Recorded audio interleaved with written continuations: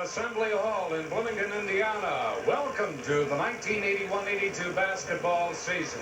I'm Chuck Marlowe along with John Laskowski, and today the NCAA defending champions, Indiana, open against the Redskins of Miami of Ohio. John, we have a lot of changes that we're going to have to tell the fans about this year, but a little bit about this game. Well, I'll tell you, there have been a lot of changes in Indiana basketball. The last game we did was at Illinois on our regular IU network. Of course, a lot of things that we'll talk about that later. Right now, Miami, they run a pattern similar to Indiana. They're well coached, good defense, a motion offense. Indiana team, the biggest change I think is 6 juniors, 5 freshmen. So it's going to be an interesting year. It's going to be a learning year, and it's going to be hard to top last year, but I think this team's going to try to do it. Well, the enthusiasm of the university hasn't let down one single bit. All the fans are here, and we'll be back with the starting lineups in just a moment.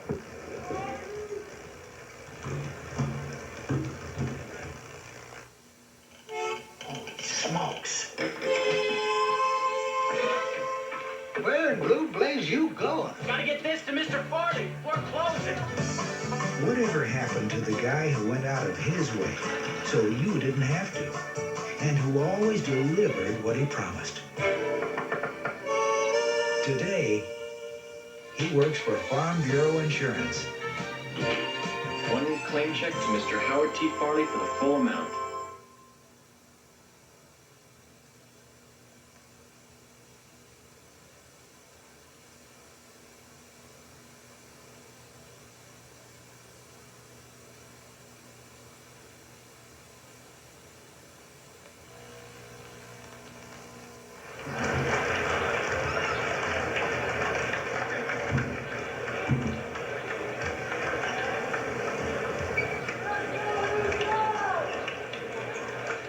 Looking at Miami of Ohio, Darrell Hedrick in his 12th season as coach of the Redskins, record 161 and 120. And we'll take a look at Indiana in just a moment, but right now we'll go down to the public address announcer Chuck Kraft for the starting lineups for this afternoon's game. At one forward for Miami, a 6'2 senior from Portsmouth, Ohio, number 34, Jeff Lyson.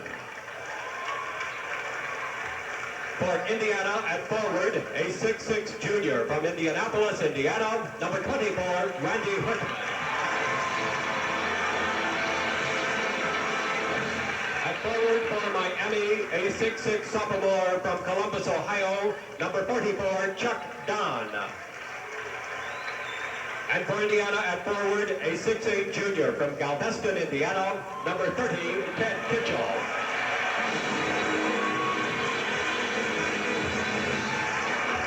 The Miami center, a 6'8 senior from Fort Wayne, Indiana, number 54, George Schweigert. At center for Indiana, a 6'8 junior from Washington, Indiana, number 54, Steve Bushy. At guard for Miami, a 5'11 junior from Portsmouth, Ohio, number 10, Craig Tubbs. And at guard for Indiana, a 6'3 junior from Fort Lauderdale, Florida, number 20, Jim Thomas.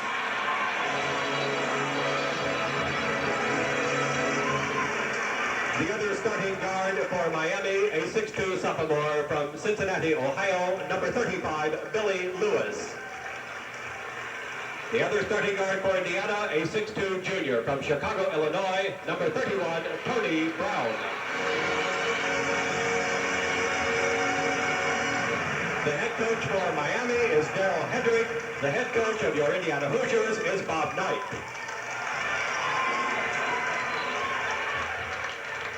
Okay, there are the lineups. We're going to have the presentation of colors. The officials for today's game, Gary Muncy, Tom Rucker, and Mike Stockner. And just before our national anthem, we welcome everybody to the 1981-82 Farm Bureau Insurance Basketball Network. We're awfully glad to have you with us. Directed by Wilbur England and featured vocalist Professor Roy Samuelson. Ladies and gentlemen, our national anthem.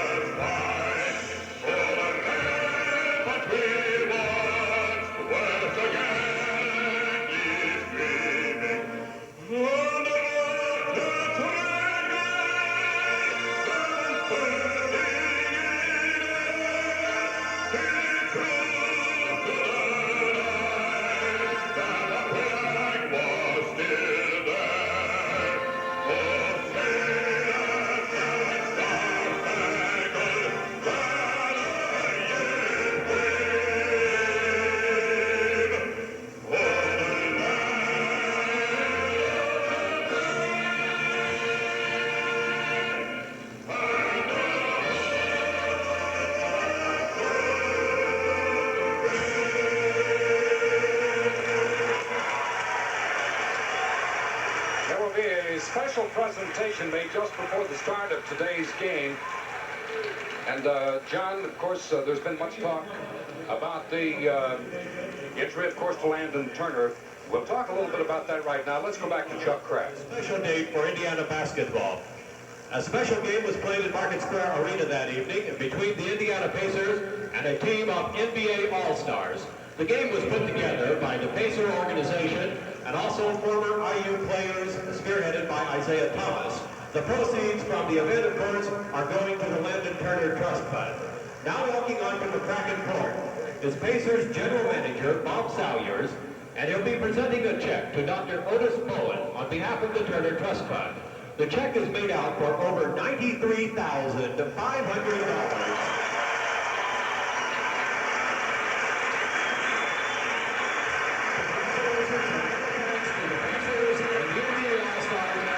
Generous assistance in this worthwhile cause. Bob Salyers, the general manager of the Indiana Pacers, and former Governor Otis Bowen, accepting the check from the Pacers. And fine tribute to tell you, there certainly has, when we talk about the family of Indiana basketball, John, this is a good indication. It goes to all roots. It really has been exemplified over this past summer with the injury to Landon. Former players of United, the Pacers have, even opponents, the Iowa and Michigan State had exhibition games this year to raise money for Landon. So it's just great to know that you come from a good conference and a great school. Okay, now we're going to witness one of the first rules changes. Basketball fans are going to see the first and last jump ball in a college basketball game here today. The opening tip is it, and the tip is controlled by Miami. We'll tell you more about that. We'll reestablish it now. Each team will only be taking it out of bounds on jump ball or hell ball conditions. In the corner, this is Don firing. No good. Miami still controlling underneath Don with board position underneath. 3 seconds, however, as Tom Rucker makes the first call and the first turnover. Miami likes to set up in a 1-4 offense, which means there's one guard will bring the ball off the floor. That'll be tough.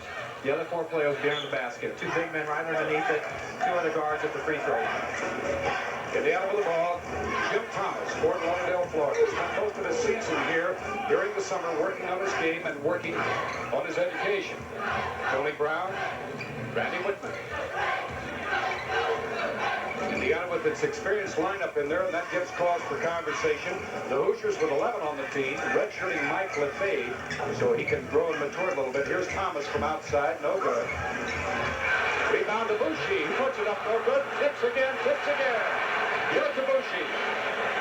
One of the big change that we talked about, Chuck, I think will be Steve Bushey this year. He's lost weight over the summer. He played quite a bit back in his home in Washington, Indiana, and he's really come to play this year, evidenced by the first basket.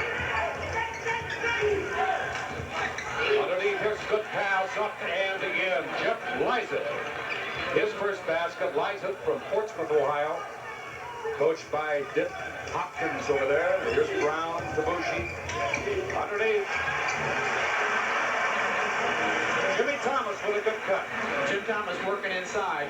Really, Indiana has three guards. Jim Thomas, Tony Brown, and Randy Whitman in the lineup. That affords one of them to go inside. That time, Jim Thomas. 35 is Billy Lewis. This is Tubbs. Lewis left side. Indiana has 6 juniors and 5 freshmen. Lyset. Back to Tubbs.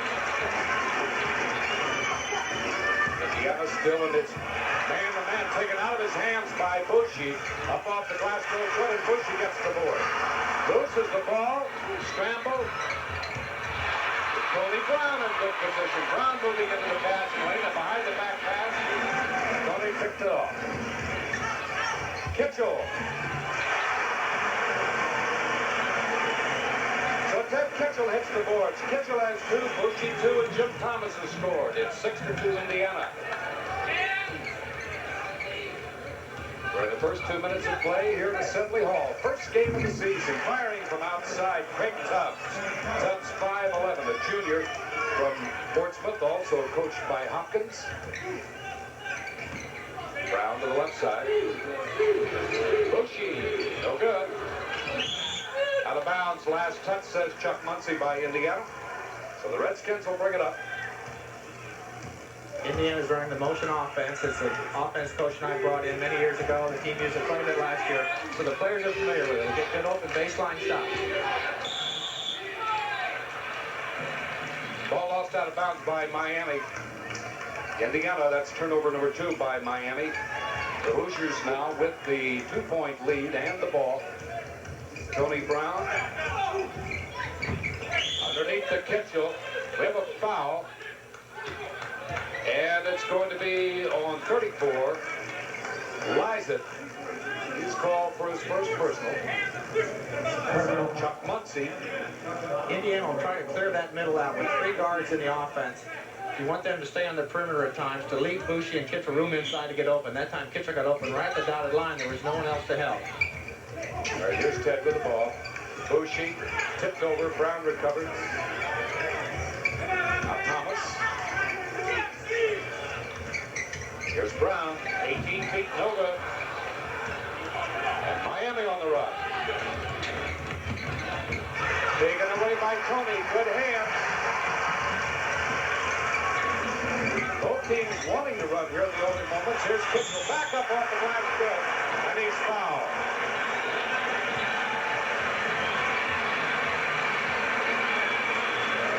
Indiana fast break that time. Tony Brown got it to Whitman.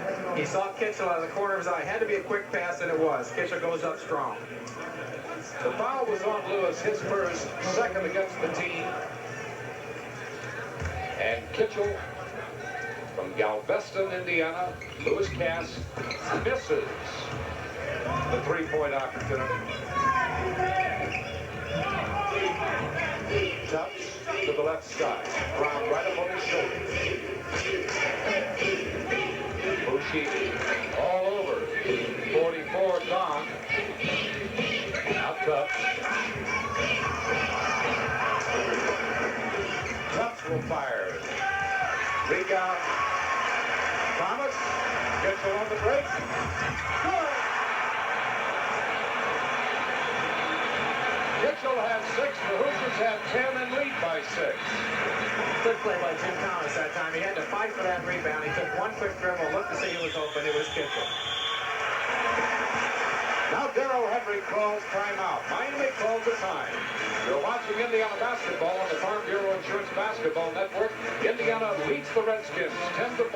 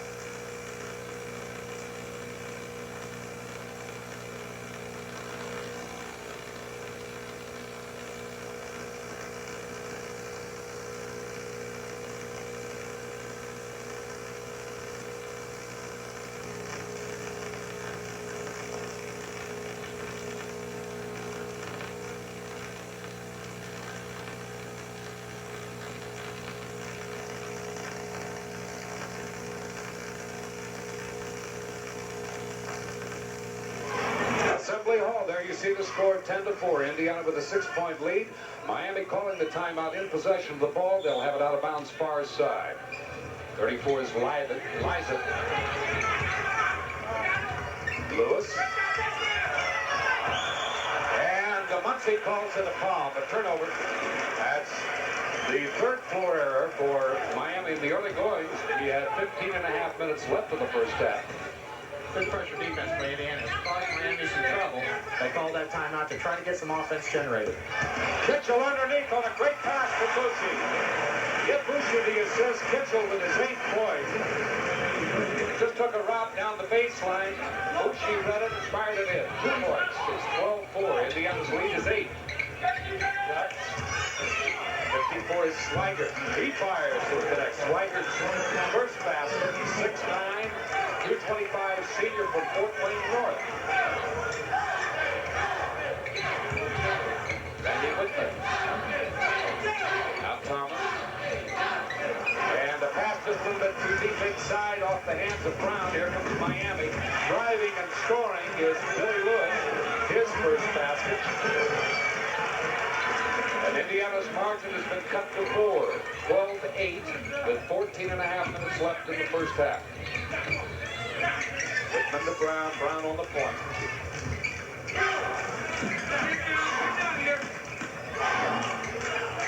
Brown takes the middle, just sort of finger rolls it up. The basket is good. Tony Brown with the ball on top. Sees an opening down the middle, goes up. There you see Don setting up defensive position. Tony gets the basket, charged with the foul. As the first personal against Indiana. Miami has 2 as Tubbs walks it up. He'll be met by Brown at midcourt. This is Liza, now Brown, correction Tubbs. Defensively, see Indiana clogging up the middle. They want to keep Miami out of the middle. So far, Tubbs has not been able to penetrate. Most of the Miami offense has been around the perimeter. Swigert, corner to Lewis. He'll fire. No good. Good position underneath. Swigert misses the basket, goes up again. This time he's fouled, and Bushi gets a little bit more than just the ball to be called for his first personal.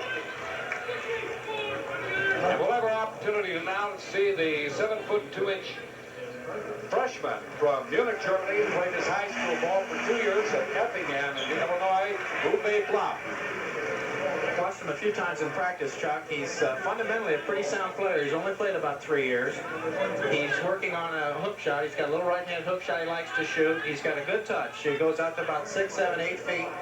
Takes a little turnaround jump shot. He has good hands. I think that's the biggest factor that we're going to look for. He catches the ball, grabs rebounds very well. First by Swigert is good. Release, we go. Now let it release the hand. Indiana now with 2 personals. Miami with 2 team fouls. Swigert's second shot is also good, and we have a 14-10 game. Indiana's lead again, back to just 4 points as we near the 13-minute mark. The nearly 700 Farm Bureau insurance agents in Indiana hope that you'll be with us throughout the entire season. Very glad to have you with us today. Here's Block. Turnaround. No good. Reaches over, and I think he's going to commit his first foul of the season. Let's check. Yes, it is. On Block.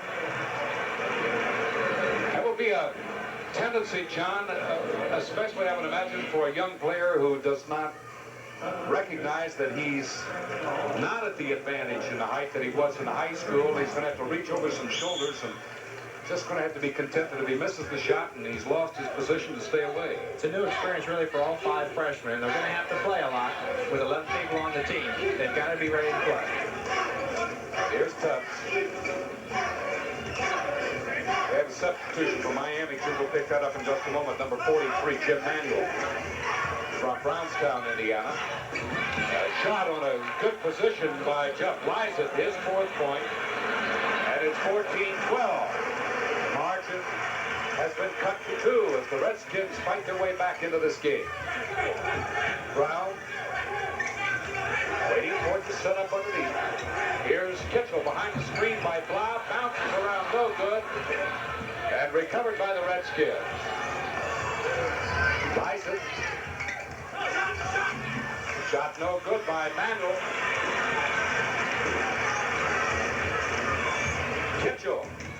underneath to Whitman. Up off the glass, no good. Bounces around. Here's Thomas. No good. He's fouled.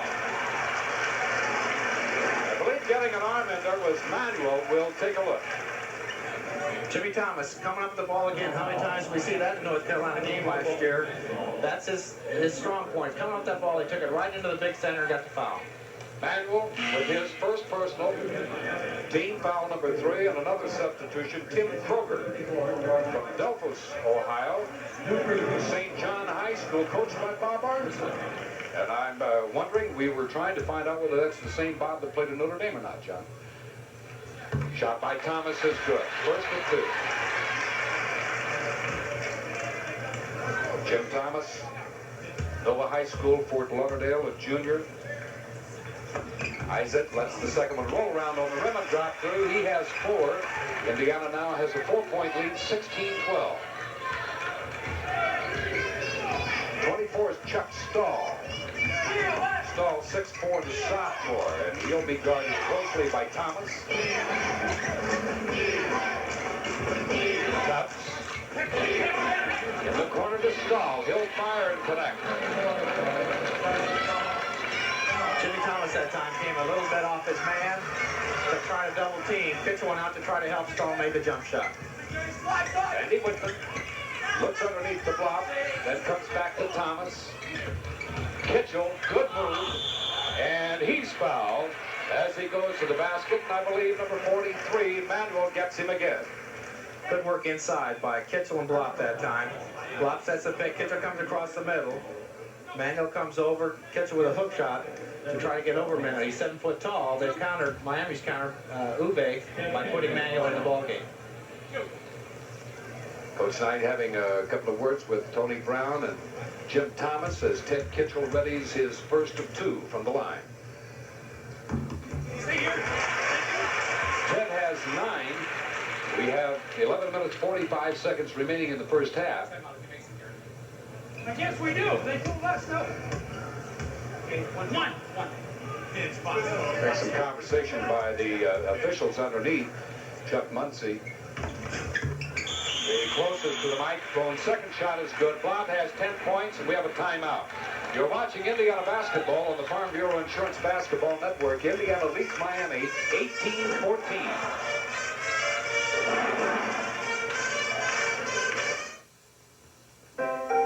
Whatever happened to the guy who stayed late to finish the job, even though it could wait until tomorrow?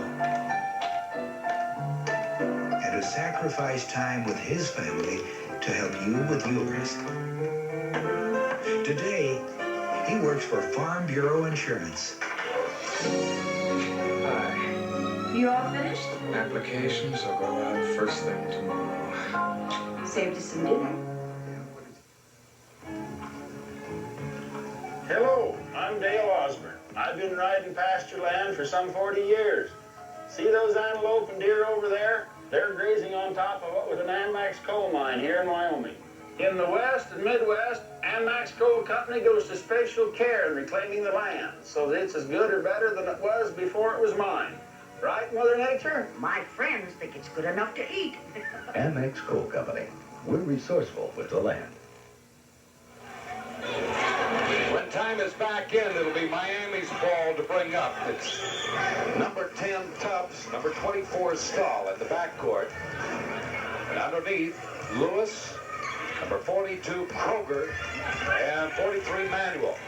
Underneath it goes, blocked away nicely by Indiana. Up to Kitchell, and he'll slow it up. Looks for his guard. Here's Brown to Whitman all alone. No good. Tipped out of bounds, last touch by Miami. Kitchell fighting for the ball. Miami deflected it out of bounds. So the Hoosiers now with another opportunity, leading by 4 and a chance to extend. Indiana so far, Chuck, is 7 of 15, 46% from the field. Miami 6 of 11, 54%. 5 turnovers for Miami. Substitution, Lewis back in for Miami, 54. This is Swigert. He returns to the lineup, replacing Liza and Manuel. Good play by Kitchell that time. He got the lead pass on a fast break. He still had half the floor to go. He decided to hold it up and get it to a guard. Good smart play. Tony Brown brings it around on top. That's the offense set up underneath. Here's Kitchell. Bounces to Blab. He turns around. No good. Almost deflected in by Redskin. Lewis. Jimmy Thomas right on his shoulder. Now Tubbs. Here's Brown. Defend them down to the corner, John. Is this a strategy that Indiana uses against everyone? Very much so. You want to try to take the players into the corners, especially Tubbs. He's left-handed. That time, Tony Brown coaxed him over to the right side. Therefore, he's got to use his right hand going toward the corner. That time, he snuck up from behind. Oh, here's a bounce and a blind side. Catches Indiana napping. Give the basket to Chuck Stahl, his 4th point. And it's 18-16. Indiana just not able to move away. Miami taking advantage of some mental mistakes by the Hoosiers here in the early going of the first half. We have 10.5 minutes left to play. First half. Underneath the block. He just drops it in. Uwe Block has his first 2 points as a Hoosier. Jim Thomas, a really good play that time. He got the ball back to Block on a return pass. Jimmy Thomas didn't have it, got it back to him. Whistle, we have a foul. Block was defending as well as Thomas. Chuck Muncy will make the call. There's the replay on it. There's Block going up, but Thomas got the arm. So Jim Thomas gets his first personal. That's team foul number 4 against Indiana. As Randy Whitman sits down to take a breath, and John Flowers from Fort Wayne South comes in. We'll tell you a lot about this young man. He's a fine athlete. He's a good track man. He's got a great body. 6'10". He's strong. He's quick. He jumps well. He's really a hard worker. Shot no good by Willoughby. And at that last whistle, tipped away. A hand deflection by a block whistle. And we have Flowers called for the first personal as Swigert went to the basket. Good action underneath the basket that time. There's the block by Uwe. Now you got to come up with the ball. It's just not good enough to block it. Indiana scrambles for it. Swigert got it.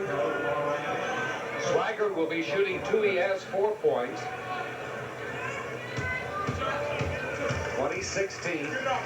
The Hoosiers by 4. First by Swigert, he's no good.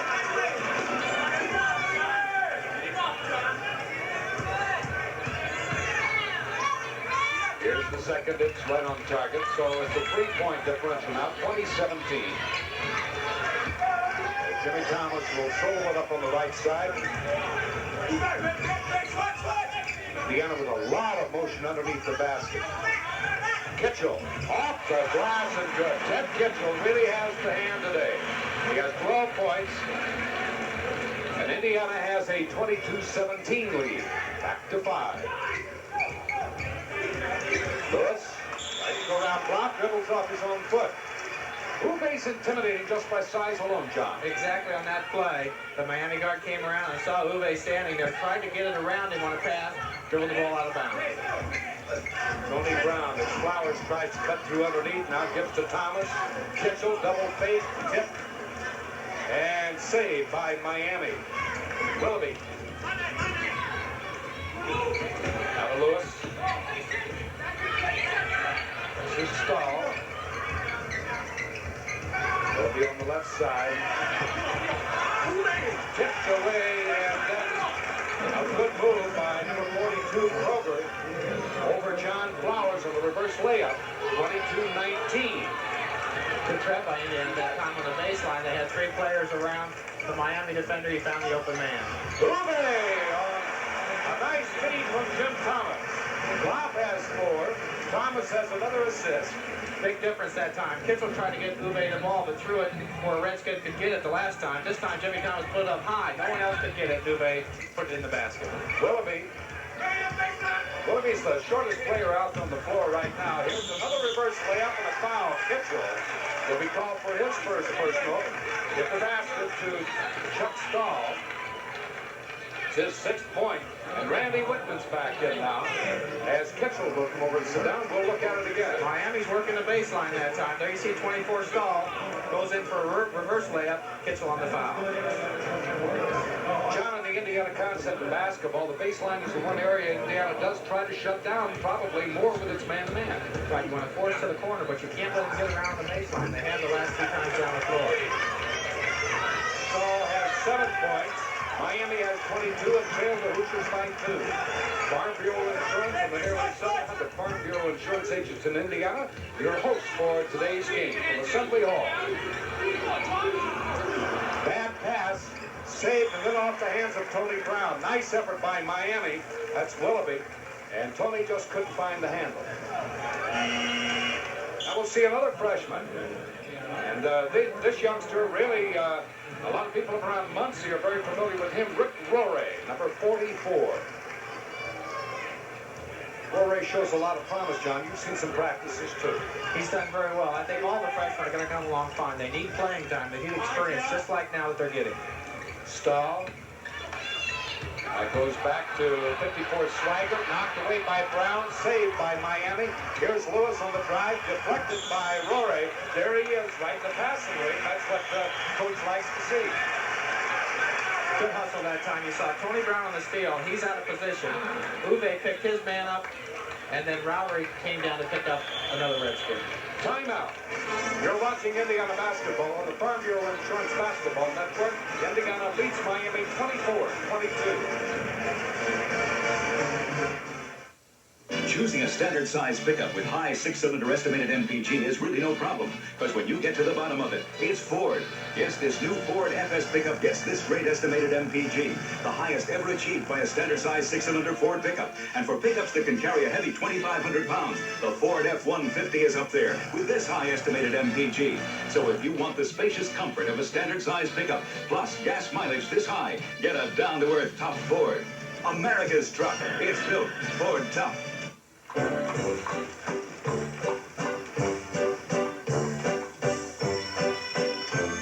Whatever happened to the guy who went out of his way so you wouldn't have to? And who carried the idea of service all the way to your front door? Today, he works for Farm Bureau Insurance. Your policy came in today, so I thought I'd drop it by. Thanks, you didn't have to do that. Miami has the ball. Lewis will throw it in for the Redskins. We have a whistle. Foul apparently underneath. Blocking foul under number 42. That is Kroger. His first personal foul on the inbounds play. So that's a dead ball turnover. And a big break for the Hoosiers. They have an opportunity to bring it up. There's pressure in the backcourt now by the Redskins. Roray picks his dribble up and does get it up to Brown. Indiana now 10-20 from the field, 50%. Miami 9-16, 56% is very good. Brown. Whitman, he finds the mark. That's Randy's first basket. Indiana has 26. We have 7.5 minutes left to play, first half. Jimmy Lewis underneath. There's a jam underneath there. We have a foul.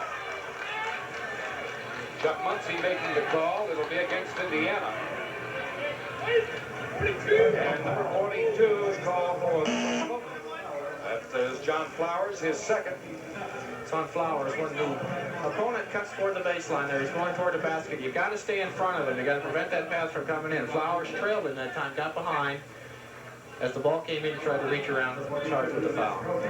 Tubbs replaces Willoughby for Miami. At the line shooting will be Tim Kroger, his first trip to the charity stripe. 1-1. In effect now for Miami. First is off the rim, no good. Tipped out. Roray has it knocked out of his hands, but Flowers comes up with the ball. Brown to the right side. Now this is a young lineup in there right now. Only one junior in the lineup, and that's Randy Whitman. Dubé. Here's Whitman. Fires and connects. Good look by Uwe that time. He gets the ball inside. He feels there's 2 or 3 players on him. He knows someone's got to be open.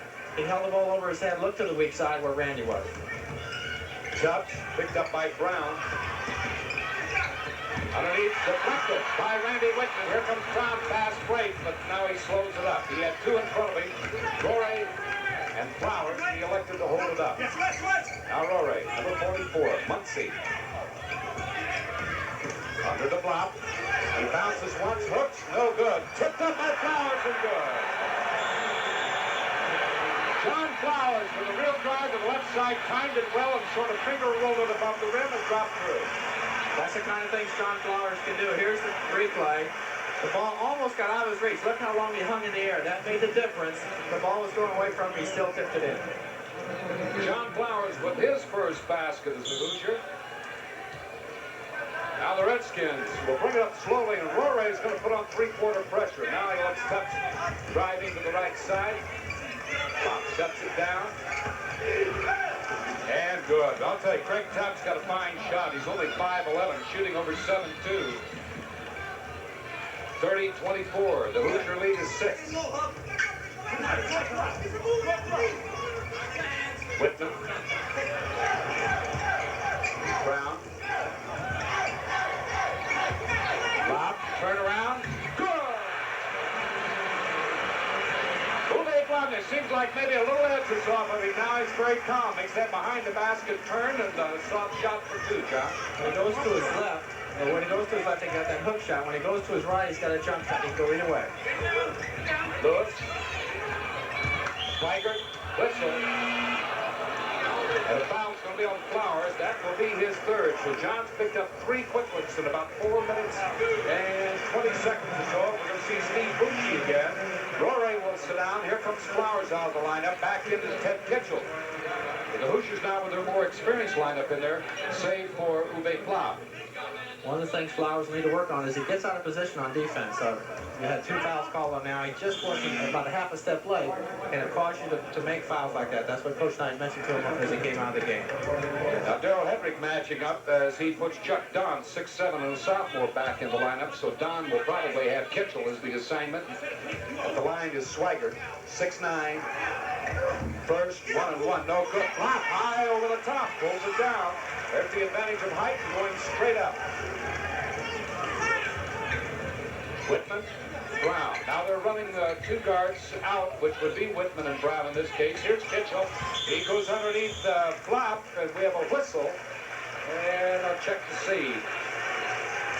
Number 44, I believe, 43, as we look at it again. Uwe with the ball. He feels 2 men on him, which means someone has to be open. This time it's Kitchell. He goes inside. Misses the shot, but got fouled. Manuel picks up his third personal. And back in the lineup for Miami is number 42, Tim Kroger. Kitchell will be shooting 2. He has 12 points. And Indiana's lead is 8. First by Ted is good. There's Darrell Hedrick. Down talking to a couple of his players. Second shot is no good. Rebound. Pulled off hard by Kroger, and up come the Redskins. Tubbs. Tubbs got a very quick move. Oh, good move. Good pass. No shot. Called offensive foul against number 44, Chuck Don. Let's look at it again. Here's Tubbs again. Tony got him going to the right. Now look at the help. 3 Indiana players there. There's Kitchell helping out. They call the foul. They pointed to number 44 Don, but they call the foul on Tubbs. Tubbs on the pass charged into Ted Kitchell. So let's erase the foul on Don, give the foul to number 10, Craig Tubbs. As Jim Thomas comes back in, he'll give Tony Brown a rest. Tony has played a pretty good first half, John. Really, Tubbs is a guy who can control this Miami team. We've seen him go to the baseline, even to the right side, and get a few baskets. You've got to get somebody in there like Tony who can control Tubbs that time of foul. First of a 1-and-1 is good. Kitchell now has 14. The Hoosiers have a 10-point lead, 34-24, with 5:10 left in the first half. Here's the second off its way. It's good. Ted is 5 for 7 from the strike. 35-24, Indiana's lead. Here's Tubbs. Jim Thomas, look at that. It's a real quick fake and just leaves Tom right in his shoes. Here's Tubbs firing. No good. Rebound to Bucci. Now Thomas brings it up quickly. Miami staying man-to-man. And we had that anticipation early in the game. They would go to the zone if they had to, but they like to play man-to-man. Bucci finds the lane as he starts his drive. He's fouled. And we'll wait to see. It's on number 54 of Miami. That's Swigert, his first personal. Team foul. Both teams now are in the bonus, 1-1. So Bushi at the line shooting.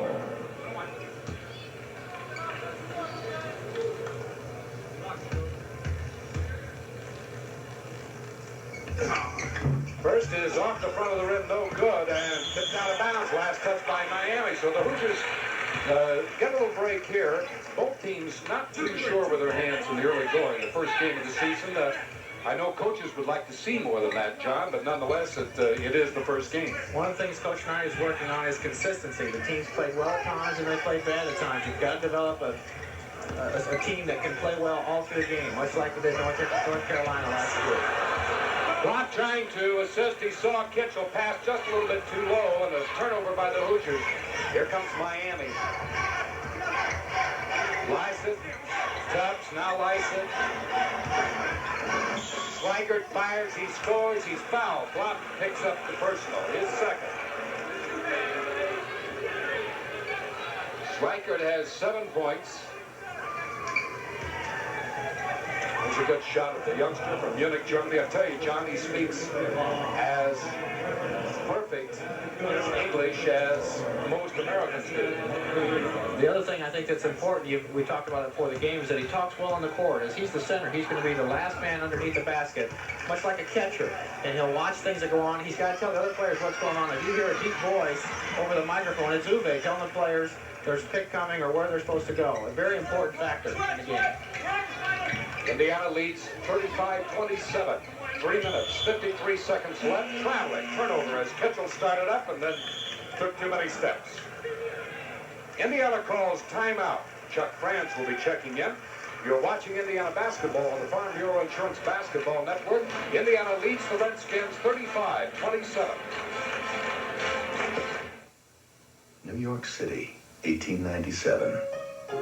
Paul Dresser, one of America's most popular songwriters, reminisces about his boyhood and his home.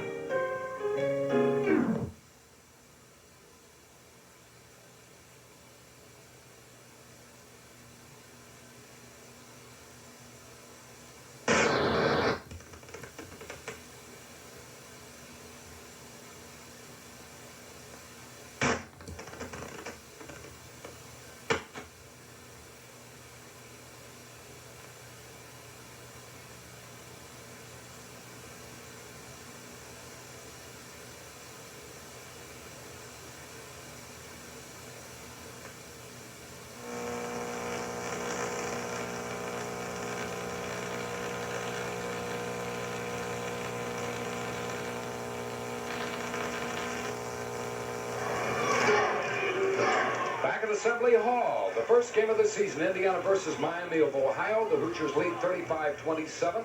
A turnover by the Hoosiers gives the Redskins a chance to cut into that lead by 2 more. This is Tubbs, guarded by Chuck France. Chuck 6'2", out of Clarksville. 54 is Swigert. 34 Lyson. Miami still shooting well. 11 of 18, which is 61%. Striker was jammed in the corner, a good trap by Indiana. He had no place to go, so he just bounced it off the leg of a Hoosier, and the Redskins will control. At that time out, Coach Knight's going to stress defense. Miami's just getting too good of shots. They haven't taken as many as Indiana, 14 of 25, which is 56%. But you've got to get them to shoot outside more and get that percentage down. It's a bounce to Swigert. Turnaround jump is good. A little fall away. Swigert has 10. It's 35-29. Indiana leading by as many as 10. Now finds its lead diminished to only 6. Bushi. France. Underneath. Kitchell. Off the rim. No good. Tipped away. Whitman gets a hand on it. And it's going to be out of bounds, Miami. Good hustle by the Hoosiers, but not really coming up with the grasp on the ball. Coach Knight just shakes his head. I think that was a good move that time. Kitchell had the ball 3 feet away going into the basket. It's a good shot. But then it came up loose. Randy Whitman over to get the ball, knocked off his leg out of bounds. Miami inbounds to Lewis. Lewis with France on him, tries to use a pick. Ball is back outside. This shot by Summit, the freshman, no good. And the ball really taking wild bounces underneath. Nobody is really getting grasp on it, but Jimmy Thomas does come up with it for Indiana. Bushi. Out of it.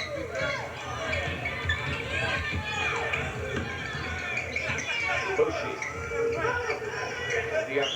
A lot of motion underneath, and 3 seconds called against the Hoosiers. That brings Coach Knight up again. So many things can bother a coach. I would imagine it bothers all coaches. 3 seconds, especially if you have a motion offense, John. Kitzel had been working hard that time, and he was open. If he got the pass at the right angle, he was trying to hold his position in there. He just waited too long.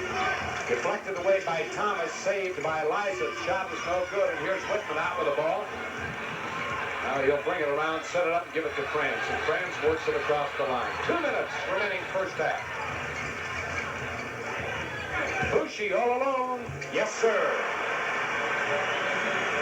Good shot that time. I think the difference in Steve's play is confidence. He got that ball about 15 feet. Last year he may have been a little hesitant. This year he goes right up with a shot. It makes all the difference in the world. Spiker. Tough. Under the swagger whistle, Kitchell reaching over the shoulder is called for his second personal foul. John, I noticed something happening out here. The fans may too as we watch this. Let's call the replay first. Okay, again position. Notice Kitchell's behind Swigert. He has to reach around to try to prevent the ball. His position should be between Swigert and the ball. Then as he comes over, he's got to go through Kitchell to get the ball. All right, Swigert will have the opportunity at the line. And here's Dan Dockich from Gary Andrean replacing Ted Kitchell. Notice several times down the floor, Smith is guarded first by Franz, then the next time Franz is on Tubbs. Is this a natural switch that is taking place back there, or is Coach Knight shifting the assignment? A lot of times on a transition, offense to defense, you've got to pick up the nearest player to you. You just can't let a guy dribble down the floor. So oftentimes you won't be guarding the man you're assigned to. Number 55, Tim McQuiston, 6'7" and a freshman in for Miami. He replaces Swigert, who leads the game with just 1:33 left in the first half with 12 points. Now here's Chuck Franz. Indiana's lead is 6, 37-31. Underneath it goes to Dockich. He brings around up off the glass and good. And he's fouled. Dan Dockich, his first time to handle the ball today. And we'll look at it again on a fine move. Whitman looking down inside. Dockich has position, feels pressure on his left, turns to his right. Good adjustment of the ball that time and got the hoop. The foul is on number 55, McQuiston, his first personal. Dan has a chance for a 3-point play. Next. Indiana's lead is 9, 40-31. Minute 15 seconds as we near the 1 minute mark. Tubb. Tries to clear out that side. Now brings it back on top. Whitman around again. Whistle and a foul, and I believe Dockich had a hand on Summit. It is on Dan, his first. Summit will be shooting 1-1. There's Winston Morgan, Anderson, Madison Heights. I tell you, Phil Buck, as Jim Thomas sits down, takes a look. Phil Buck has done an excellent job at Madison Heights and supplying Indiana with a lot of good players. He sent Bobby Wilkerson and Ray Tolbert so far. With Morgan in there, I think we're going to see another fine product out of Anderson. Steve Allen, number 12, replaces Liza for the Redskins as Summit readies for the first for 1-1. No good. Rebound is to Morgan. Morgan's 6'5". He jumps like he's about 6'9". A tremendously cool ball player. He has a very steady head. Not sensational, just consistent. Let's watch Indiana work. Knocked away, taken right out of his hands. No sooner do I say that. And grabbing the rim, technical foul is called on number 35. That's Billy Lewis. The basket will count. Let's look at it again. We'll see the rim. These are these new, the new rims. Notice how much spring there on the rim. Yes. Chuck was saying that's a new rim. It under a certain amount of pressure, will snap down instead of snapping off, which can really help in an injury situation. All right, now we was called for a technical. Well, now we see it right now. Apparently there was no technical. They say no foul. So Indiana has the ball out of bounds, unless that's another rules change we didn't know anything about, John. Morgan, good feet underneath the Dockage. He rolls it in. Dockage does a good job of calling for the ball. When you're open, you got to let people know. That time he stuck both hands in the air so he could be seen. Tubbs with 13 seconds left in the first half. Now Tubbs to the free throw line. Fires. No good. And the rebound to Whitman. Breaks it out with 3 seconds. He'll fire. It's no good. Now we come to the end of the first half with the score, Indiana 42, Miami 33. We'll be back to check the individual scoring in just a minute.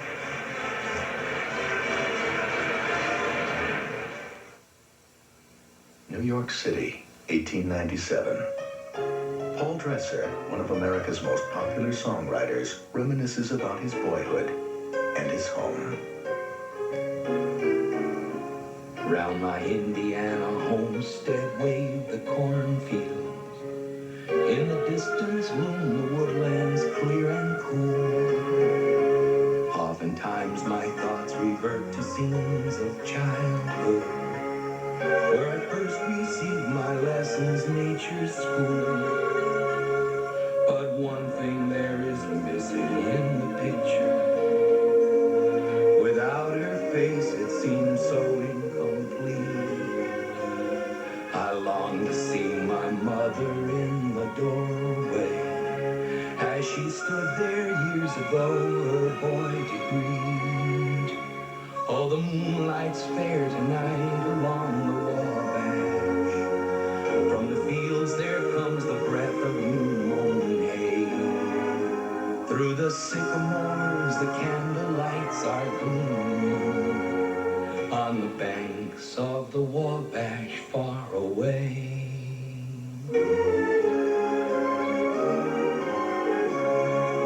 Another Indiana legend, brought to you with pride by Farm Bureau Insurance. Back at Assembly Hall in Bloomington, Indiana, where the Hoosiers lead the Redskins of Miami of Ohio 42-33. Just a few brief moments here at halftime. We can run over some very unofficial statistics, just to give you the high point man for both teams. Ted Kitchell, who is a junior, 15 points high for both teams. George Swigert has 12 for Miami. Turnovers in the early part of this first half of play by Miami looked like it might give Indiana an excellent opportunity to open a margin and then just sort of continue to add to it. But then Indiana began to make their own, John. Indiana put good pressure on in the beginning. I think Tubbs is really their leader. He's only got 4 points, so somebody else has got to do the scoring, and that's Swigert. Tubbs is getting good penetration. He's dishing the ball off. Swigert's done a good job. He's hit a lot of free throws, but he's done a good job of positioning himself inside and drawing those fouls. At halftime, Coach Knight's got to go in there and get him to understand to keep Swigert out of there. Position's the difference in the ballgame right now. John, Indiana was giving the baseline much too much to Miami in the first half, and we touched upon it just briefly. I think you began to develop it just a little bit more, that in Indiana's willingness to allow the opposition to take the ball down to the baseline, they need to help out from underneath the basket to shut down that line from the dribble and or the pass. As the player comes out from the baseline, usually it's a big center. You've got to prevent that pass from going behind you. Your man's going to be open. Okay, well, we're at halftime, 42-33, Indiana with the lead. Today's game between Indiana and Miami is being played at Assembly Hall in Bloomington. The score at halftime, the Hoosiers 42, the Redskins 33.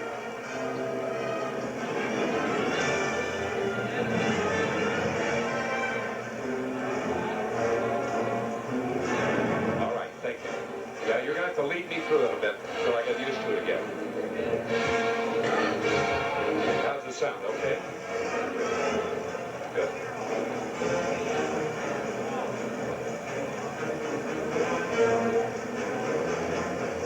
Okay.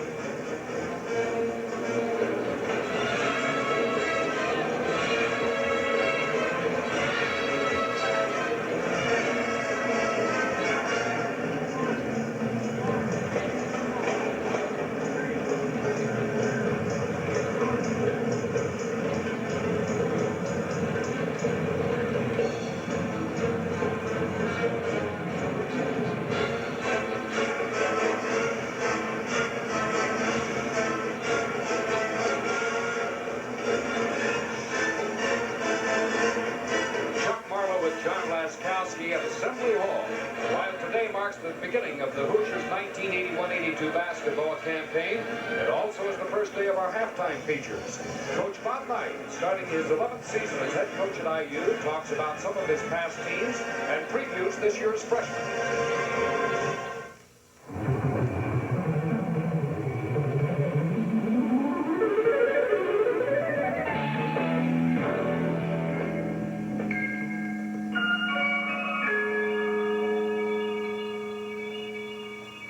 I had one goal when we came here in 1971 in April 1st. Dave Bliss, who was one of my assistant coaches at the time, I told him that what we wanted to do was play in the NCAA finals in San Diego, which were to be in 1975. So that gave us 4 years to get to the Final Four, and that really was the only goal that we've ever had here. We didn't make that. We got to the NCAA finals in 2 years in St. Louis in '73, but then in '75, which might very well have been our best team, Scott May had a broken arm and was out at the end of the season, so we didn't make it.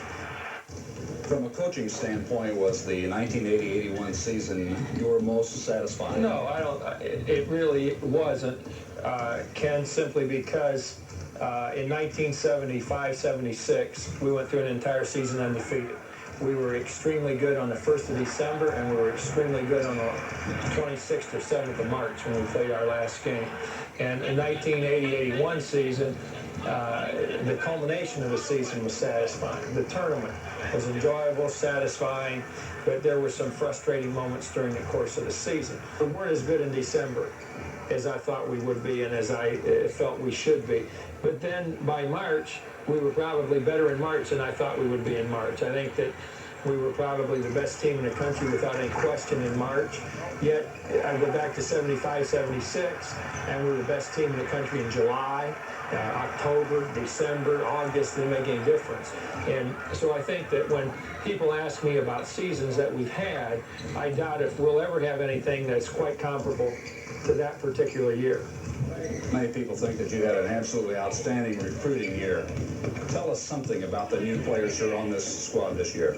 Well, we've been, from a practice standpoint, very pleased in that we have a 12-man squad with 5 freshmen, almost half the squad being made up of incoming players who have been very competitive in practice. They have made our practice situations very good. In Uwe, we obviously have the initial benefit of his being 7'2". It's tough to teach a guy to be 7'2".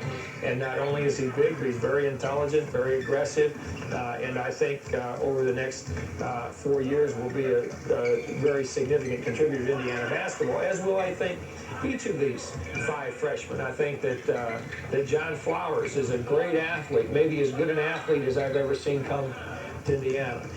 In Rick Rore and Dan Dockish and Winston Morgan, we have 3 very fine players in the size range where players have always been good for us, 6'5" or 6'6". The strength of this freshman group, as I have said, has been the competitive spirit, the ability to compete that each of the 5 kids has brought with him to practice. This has been really good, and we've really both appreciated and benefited from that.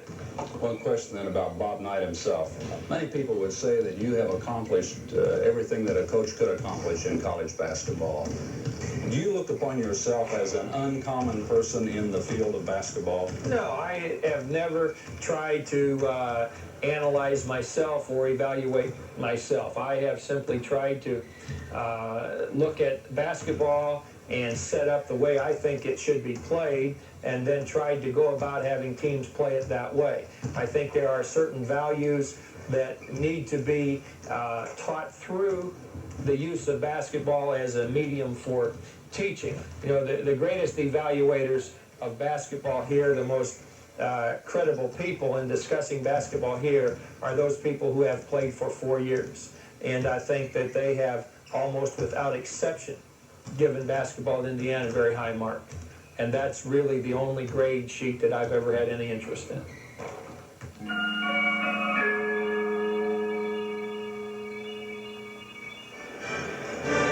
It's halftime at Assembly Hall in Bloomington with the score Indiana 42, Miami of Ohio 33. Let's pause. us now to hear from our local stations. This is the Farm Bureau Insurance Basketball Network.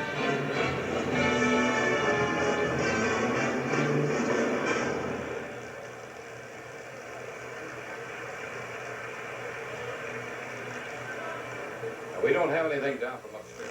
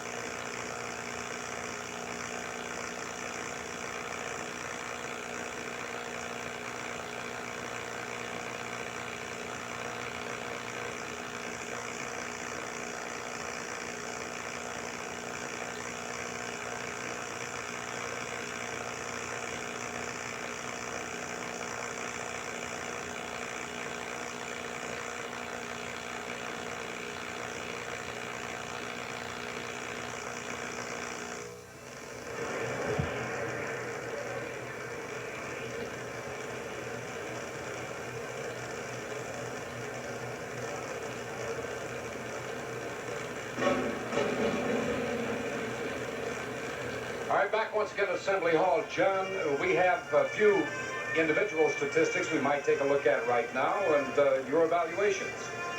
Well, first of all, I think it shows it's a first game.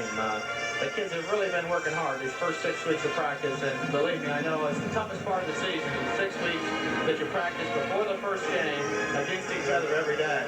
Now, there are a lot of things to learn, but you just want to get to another opponent. And I think they finally get a chance to. They may be a little nervous, but it just takes time. And like I said, we have 6 juniors, 5 freshmen. They need to work more time together in a game situation. Of course, you can't do that in practice. The only way to get game experience is at a game. I think Coach Knight's done a good job of getting all 11 players in the first half. You've got to understand if you're a player sitting on the bench that you're going to be used. And each of the players got a chance to go in there and get rid of those first game jitters. John, we mentioned one of the rules changes that took place during the off-season. There is another one that we have not seen yet. That is the 10-second line and the relationship of the ball and player to the 10-second line. We'll have to wait until it's applied before we can really describe that. But let me ask you something. What happens to a ball player that spent so many years conditioning to the rules the way they are and then has little things like this change? Does it bother the ball player any? Well, you really got to pick up on those things. I know Coach Knight mentioned to all his guards yesterday in practice that what the new rule was, and it goes over the players, any rule changes that there are. You've got to be smart enough and aware enough, kind of in a wits of yourself, to understand what's going on in the game, especially in a group situation. Know what the rules are, different things to avoid, and I think you've got to have a smart, intelligent team to do that with. And I would imagine also that this would be another one of these things like a fundamental that is repeated to a player over and over and over until you're really sure that he is conscious of the fact there has been a change. Exactly right. I think Coach Knight's one of Coach Knight's theories is that talent is pretty well evenly distributed among college teams. This Miami team has good talent. The team that's going to win games is a team that has the fundamentals down the best and doesn't make mistakes. Turnovers like over and back are a mistake. Okay, now stay tuned for second half action. We'll be ready for that tip-off in just a minute.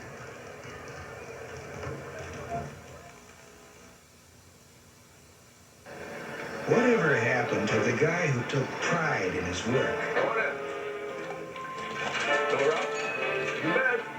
Who wasn't too big to remember the little things? Check the oil and water? Sure. Who did things because he wanted to, not because he had to. Today, Mr. Riley, you'll be back on the road sooner than you thought. That's great. He works for Farm Bureau Insurance.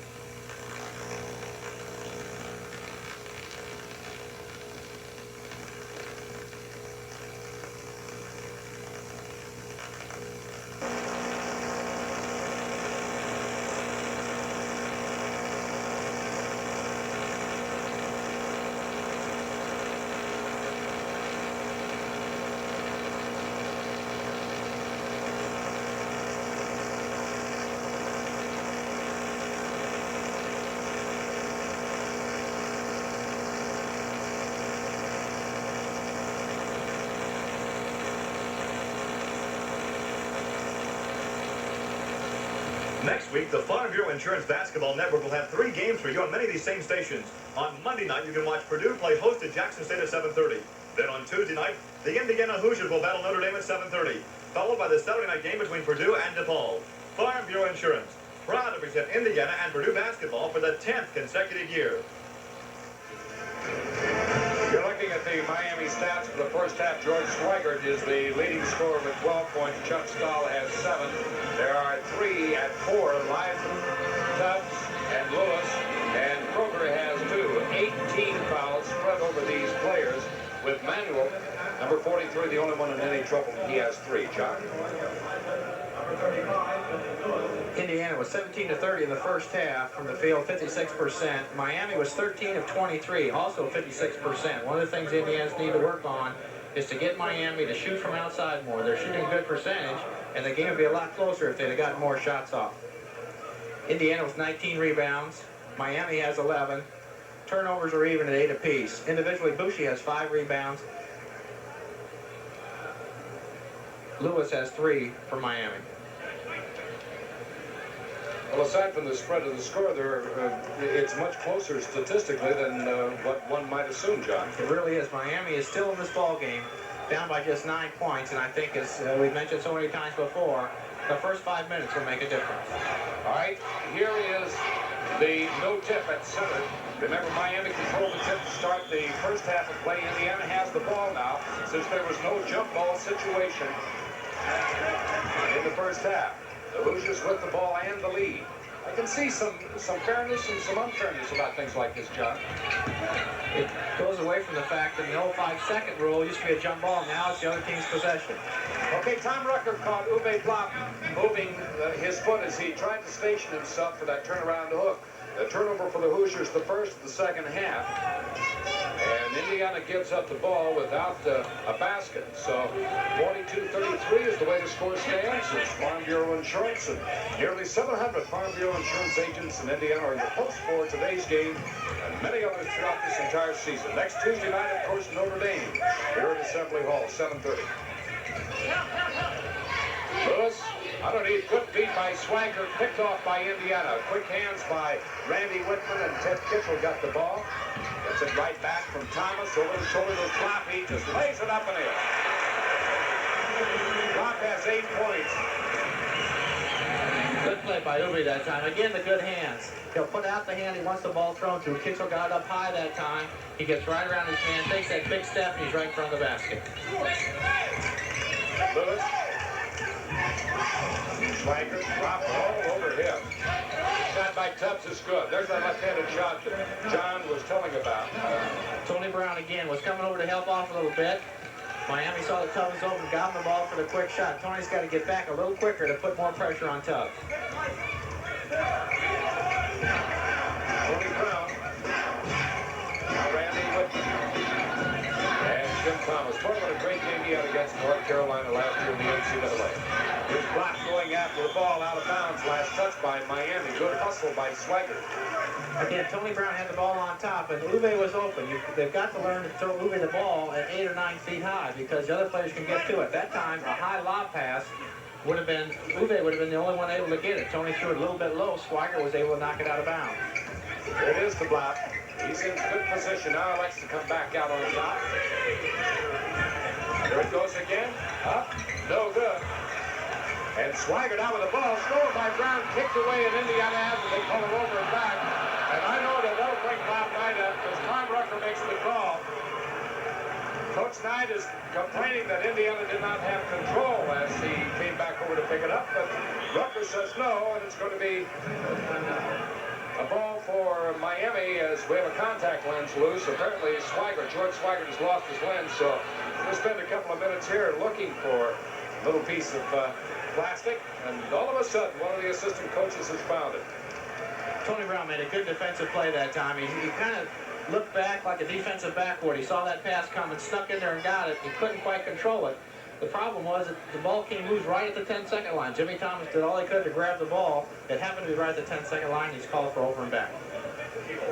18 minutes left to play in this ball game, the first of the 1981-82 season. A lot of fine games to be coming your way on the Farm Bureau Insurance Network. Specifically for Indiana, it's Miami today, Notre Dame next Tuesday, a week from Tuesday at Kentucky. A couple of games down here we'll be telling you about later on. That's the Hoosier Classic, the Indiana Classic, Friday and Saturday, the 11th and 12th. And Tulane also on Indiana's schedule this year. That game will not be telecast on the Farm Bureau Insurance Network, however. We hope you'll make your plans to be with us throughout the entire year. Here's Tubbs to the right side. Brown. Tubbs, it appears to be just about a step quicker than Tony. Underneath, picked off by Brown. Beats it up. Thomas leads. Brown shoots, misses. Down quickly comes Lazard. Lewis. Turnaround by Swigert is good. Little fall-away turnaround, his 14 points. And even over a 7-2 man, that shot, if you've worked on it, that's 2 points. Tough shot that time. He did have to fall away because Uwe is getting that hand up awful high. Swigert's really come to play today. Ketchel to Thomas on the corner. Whitman back to Brown. He fires. Off to the rim. No good. Tipped away. Here's the big hustle by Knopf for the ball. That boy moves pretty well. Ketchel. He'll fire and collect. 17 by 10. Good hands by Uwe that time. Again, you say he hustled out there, but he grabbed onto the ball before anybody else could get it. Lewis. Now he turn around and we have a 5-second call. Now, again, John, here's an application, as we understand, of the alternating inbounds on after the jump. So it still belongs to Miami. As it turned out this time, it worked against Indiana. If it's not your turn to get the ball, you really have to hold them for 2 5-second calls in order for you to get the ball. Swigert. No good. Rebound. Good position underneath. Blocked away. As he goes to take the shot, Tim Kroger is fouled, and Blauvin will pick up his third personal. Here's the shot by Miami. A good reverse layup that time. Uwe a little out of position. Again, position call that time. Kroger took it right up and drew the foul. Kroger will be shooting 2.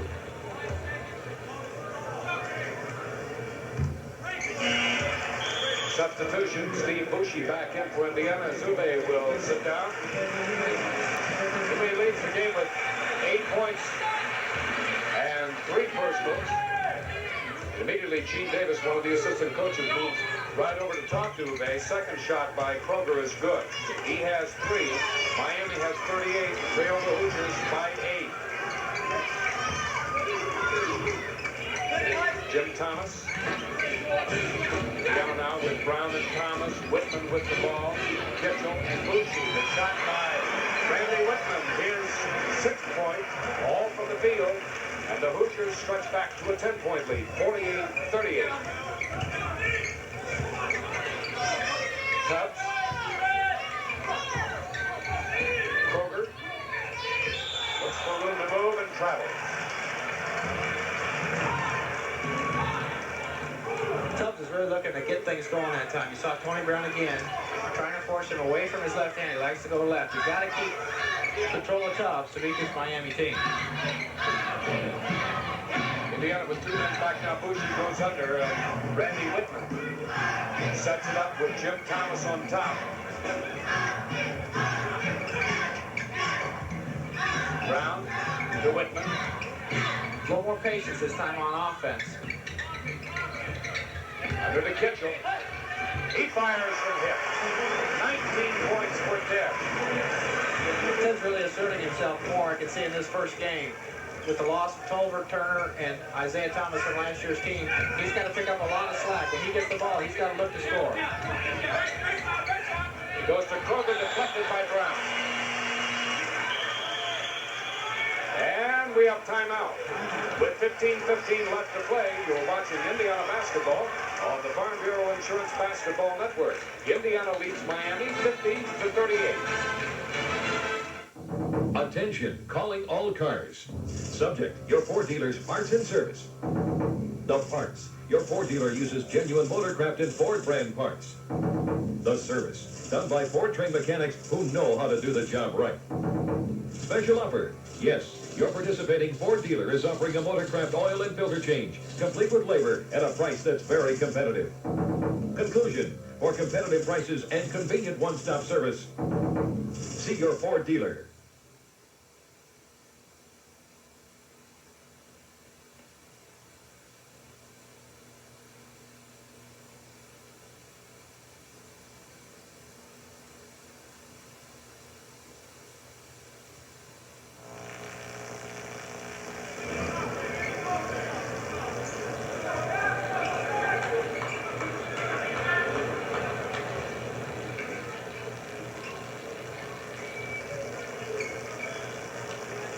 When time is back in, it'll be Miami's ball. Liza to toss it in. And he comes right to Tubbs.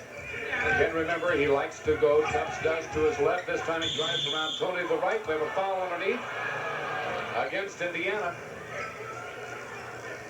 It's on number 54. That's Steve Bushey, his second. And a shooting foul.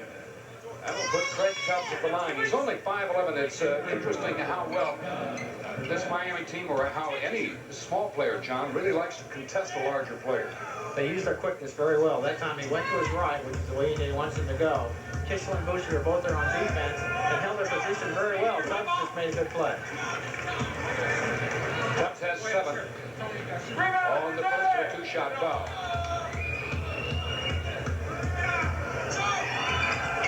And the second is good. 8 points for Tubbs.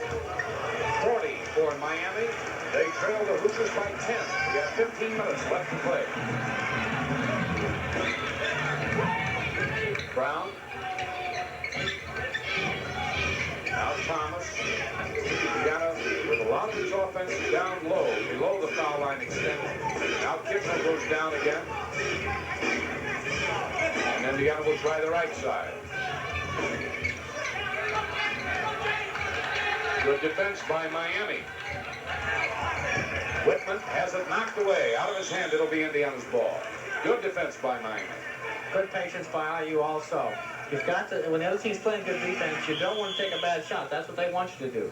You've got to have the patience and composure. Take your time. That time the ball knocked out of bounds, but Indiana still controls it. You've got to bring the ball in now, move your offense, control the game, and try to get the basket.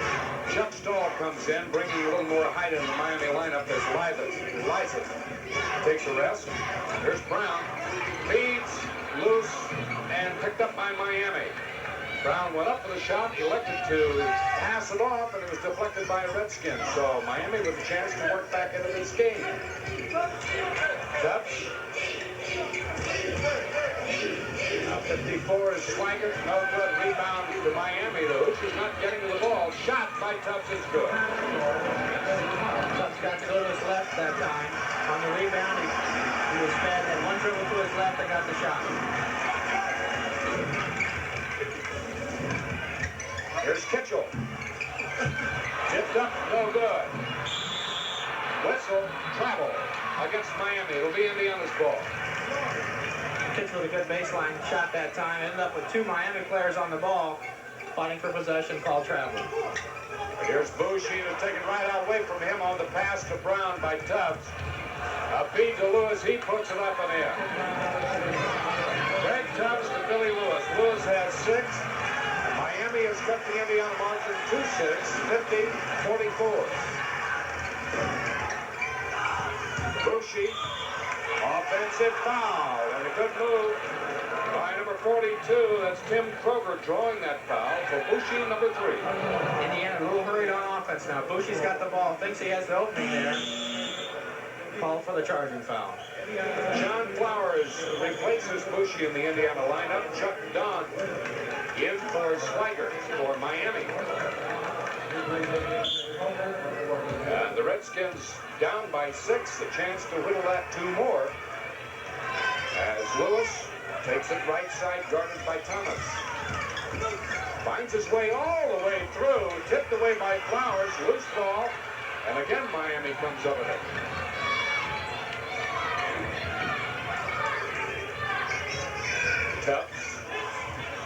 Brown has his hands full with Tubbs. It comes back out on top to Dahl.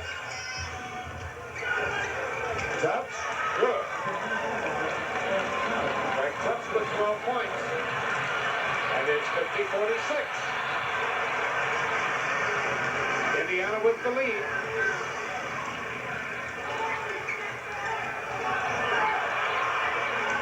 Flowers, Thomas, good head fake, and good shot. Good play by Jim Thomas. Randy Whitman does a good job of that, and so does Jimmy Thomas. You've got to fake that jump shot, let the other player get in the air, take one dribble around him, and now you've got a clear shot.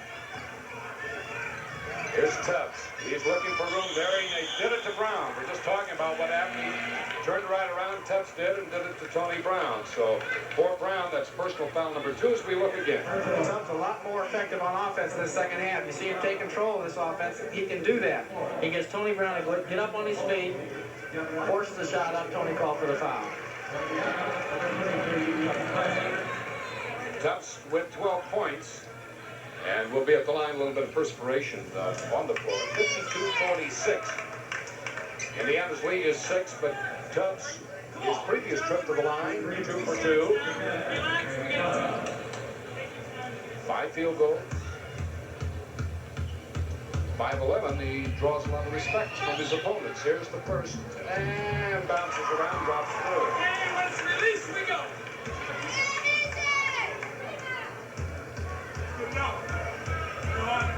12 minutes, 19 seconds left to play. Good look at Tubbs. Again, off the net this time, no good. And Flowers with the rebound. Thomas, now Chuck Franz in at that last foul to Jim Thomas. Replacing Tony Brown, Franz dead. Here it is, Franz with the ball again. Whitman. Bounces to Flowers, turn around. He is high and drops through. Good play by Randy that time. He knew Flowers open. He had to take one quick dribble down toward the baseline to get a better angle on the pass. That enabled Flowers to take a quick turnaround jump shot. Great play. A good drive underneath by Miami, but Flowers came down with a shot that was short. Here's Whitman all alone. That's his favorite spot. Kitchell. Rebound. It's good underneath foul. Jim Thomas very quick on that play, bringing the ball up the floor. Oftentimes it's best to control, stop at the free throw line. This time he gave it off to Randy. Kitchell with the rebound. Goes up strong for the three-point play. Second personal foul on George Swigert. Puts Kitchell at the line. He has 21 points. A little bit more intensity in this last exchange, John, by Indiana. Both teams, however, playing very well. We have timeout. With 11:32 left to play, you're watching Indiana basketball on the Farm Bureau Insurance Basketball Network. Indiana leads Miami 57-47.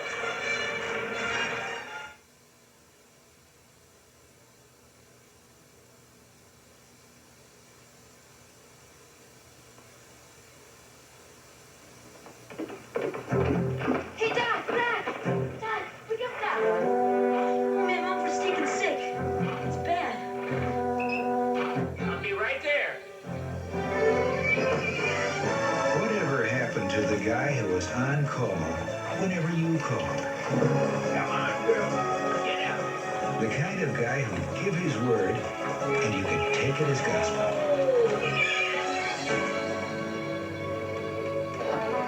The kind of guy who'd come through for you because it mattered to him.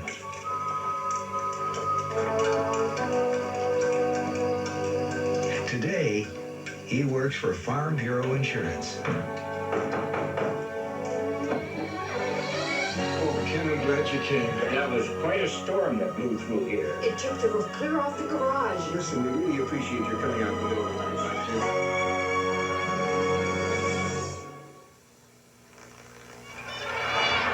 Loose ball on the court, back to action again. Indiana comes up with it, leading by 10, 57-47. Here's Whitman.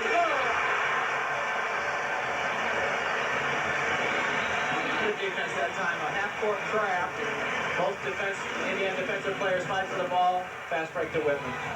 Number 5 is Willoughby. It goes to Dodd. No good. Miami takes the deep rebound, though. Out it comes Liza. Shot is no good. Tipped up and in by 44. That's Don. And Jim Thomas took a hard drop to the floor. He's back up on his feet. Our first chance to see the new trainer for IU. There he is in the shot. We'll look at it again, John. Lysop with the shot, Don with the rebound. Miami shooting 5 of 9 in the second half, 55%. Indiana 7 of 13, 53%. 5 turnovers already in the half for Indiana. Trainer for Indiana is Tim Garl, G-A-R-L. Replaces a longtime friend of Indiana, been with the school for many, many years, Bob Young, who has taken an opportunity to go into private business. Bob Young did a terrific job over all the years that Coach Knight's been here. He's more than a trainer. He really helped the team on the road trips with anything they needed. The team's really sorry that Bob Young decided to leave. Come over and talk about a timeout. You heard a couple of words from Coach Knight. We have a courtside microphone down there that does bring out a lot of presence of conversation, both on the scoring bench as well as on each bench. Darrell Hedrick, who has not really gotten down to the center court too much recently, but Coach Knight, as well many who have followed him for the past 10 seasons, now in his 11th with Indiana, realize that he certainly stands up and defends his players and defends the ethics of the game.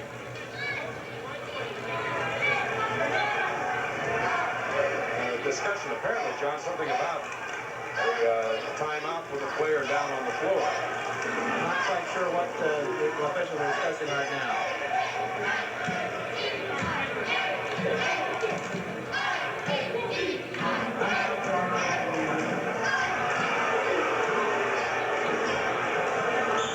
Well, we have a timeout. Apparently there's been a timeout charged to Indiana. We were trying to stand here and watch and see what was going to happen. At any rate, IU has been charged with a timeout. So you're watching Indiana basketball on the Farm Bureau Insurance Basketball Network. The Hoosiers lead the Redskins 59-49. Those men are taking my coal out of my good farmland. Amex Coal Company, at your service. You see, Mother Nature, America needs energy and food-producing farmland.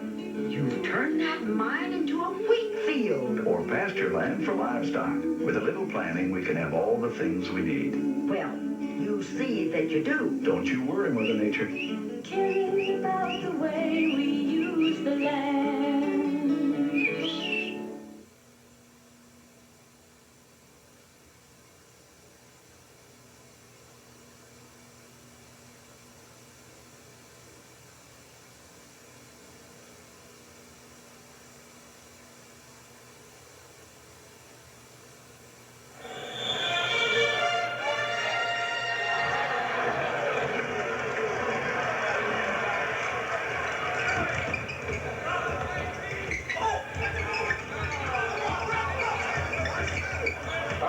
You're meeting the action. Nothing has transpired. Indiana just brought the ball up following the timeout by Indiana. Flowers with an out. He'll fire. Here comes Miami. Lewis drives on Franz, whistle, and they're going to call an offensive foul. Billy Lewis with his first as we look again. Good position by Franz. There he went to the left. Lewis forces the contact for an offensive foul. 10 minutes, 23 seconds left to play as you look at Darrell Hedrick. 12 years at Miami, a record of well over 500, 161, 120. Lost a couple of great players this last year. Chuck Franz. Out of bounds through the legs of Ted Kitchell.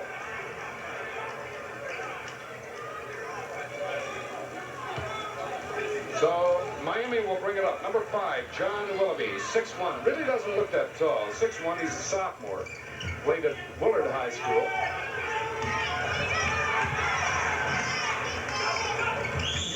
Whistle and a foul. Franz.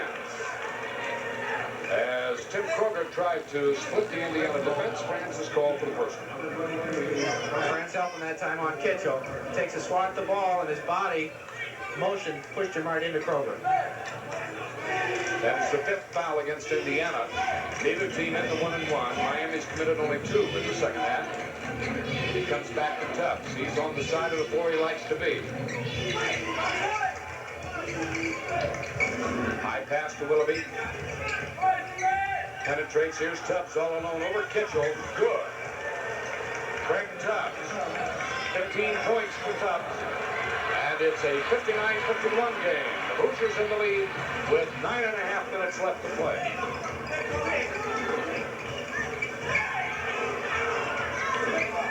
Whitman, Franz, and Chuck Franz drags his foot. Turnover for the Hoosiers, and costly at this stage with 9 minutes left to play, John. He wanted to pass to Whitman. Just as he's about ready to let go of the ball, Randy made a quick cut toward the basket. He would have thrown the ball out of bounds. The referee called him for travel. John Flowers is replaced by Uwe Blount. The Hoosiers getting a little bit more height in there on the board, 4 inches, 5 inches. Lewis. Tubbs knocked away. Kitchell down on the floor after it, but again, Miami with the recovery and the ball. There's a push-off. No call. And near steal by Whitman. Again, Lewis underneath. Grabbed by Kitchell. A good hustle for the ball. Willoughby fires and hits. John Willoughby with his first 2 points. A semblance of really almost alley ball right there. The shot.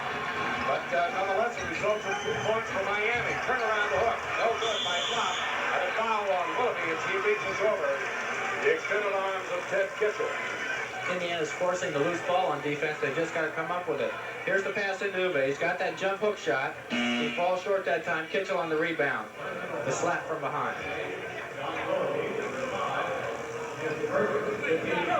Checking in, number 43, Manuel for Miami. Swigert goes to the bench for a rest, and at the line, shooting 2, is Ted Kitchell with 22 points. Make that 23.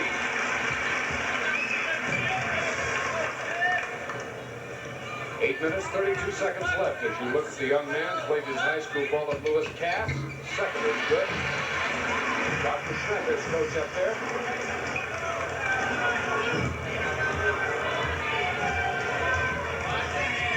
They'll be all the way to the right side foul line.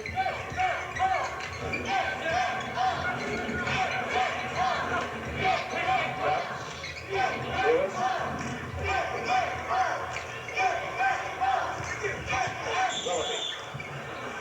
Foul. It'll be on France. That is Chuck's second as we watch it again. Willoughby with a move to the baseline. There you see Chuck force him to the baseline, but he gets inside. Willoughby gets inside position on Chuck, forces the foul. So France sits down, takes a rest, and Rick Rory from Muncie in there to replace France. As you look at Coach Knight talking to his young junior from Clarksville. Both free throws are good. Willoughby has 4. Miami 55, trailing by 6. Kitchell, top of the key, looks underneath. It's Rory there, but he has no shot. Kitchell, top of the key, no good. High in the air goes Thomas, but it's out of bounds off his hands. And once again, the inability right at this moment to grasp that ball coming off the boards is costing Indiana some opportunities. That shot I've taken probably a few steps out too far. Coach Knight likes to see a better shot taken. Again, Jimmy Thomas just lost the ball out of bounds. Here's Tubbs firing, no good. And a foul underneath. It's going to be on 42. That's Kroger. As Ted Kitchell had excellent position for the rebound. There's a shot by Tubbs. Good defense by Jimmy Thomas. He had fine position. Kitchell had to reach way over his head to get that ball. Kroger on the slap.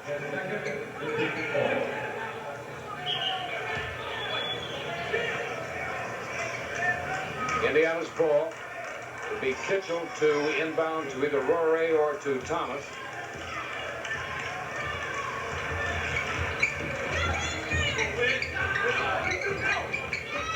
Now Jim Thomas tries to set it up. Rory. Whistle. Travel. Costly little step mistakes made by Indiana. Ted was a little hesitant that time. He took that shot from 18 before top of the key and missed it. This time he was about 15 feet, which is a good shot for him, but he remembered that last miss took a little longer than he wanted to. Got called for the turnover. 61-55 the score. Indiana with the lead. 7 minutes, 6 seconds remaining.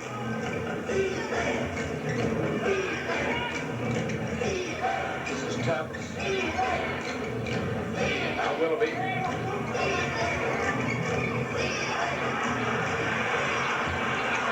Lead-off shot, no good. Manuel had the easy one underneath. A good assist from Willoughby set him up, but he missed, and here are the Hoosiers.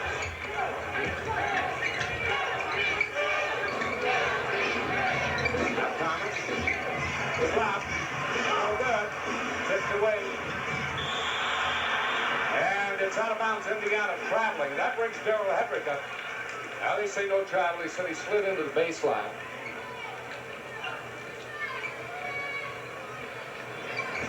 Six minutes, 31 seconds left. Nearly 700 Farm Bureau insurance agents in Indiana, and certainly hope that you're enjoying this game. We'll be with us too tonight for our game with Notre Dame in Assembly Hall, 7:30 game time. Whistle, away from the ball, and a foul. Field number 42 of Miami, that's Kroger, his third. Willoughby was trying to get inside position that time. Kroger doing all he can to try to prevent the big 7-footer from getting inside. Tough call for the foul that time. 5 team fouls against Miami, 6 against Indiana. The Hoosiers have the ball out, and they set the baseline play. It comes into Rory. Whitman. That is a set play, and it works to either side of the floor. Whitman passes, goes baseline, and comes open on the left or on the right.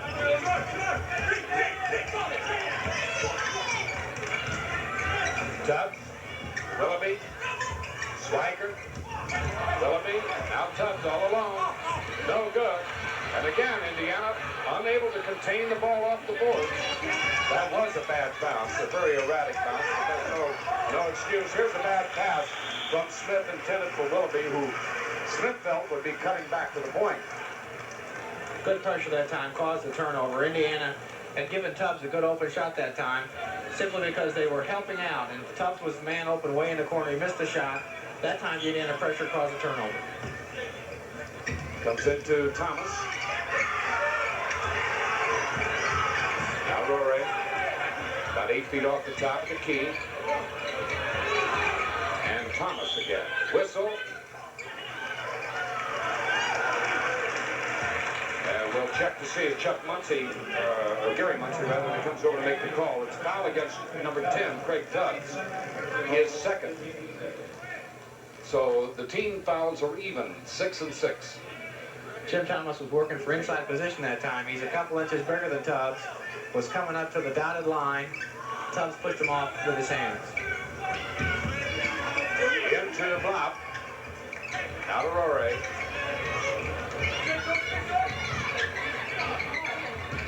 Kitchell. And Kitchell travels again. Just a little bit out of stride, and as he drew up to shoot, moved the pivot foot. 63-55, and we've held stationary in this area now for about 2 minutes. 5:14 left to play. Here's a steal by Jimmy Thomas. He'll drive and stop.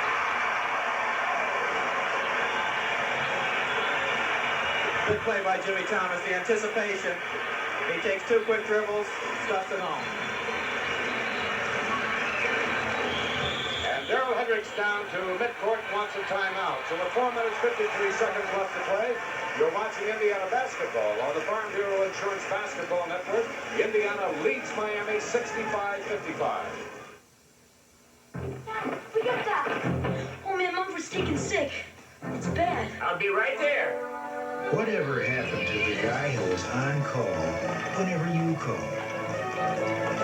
The kind of guy who'd come through for you because it mattered to him. Today, He works for Farm Bureau Insurance. That was quite a storm that blew through here. It took the roof clear off the garage. Listen, we really appreciate it.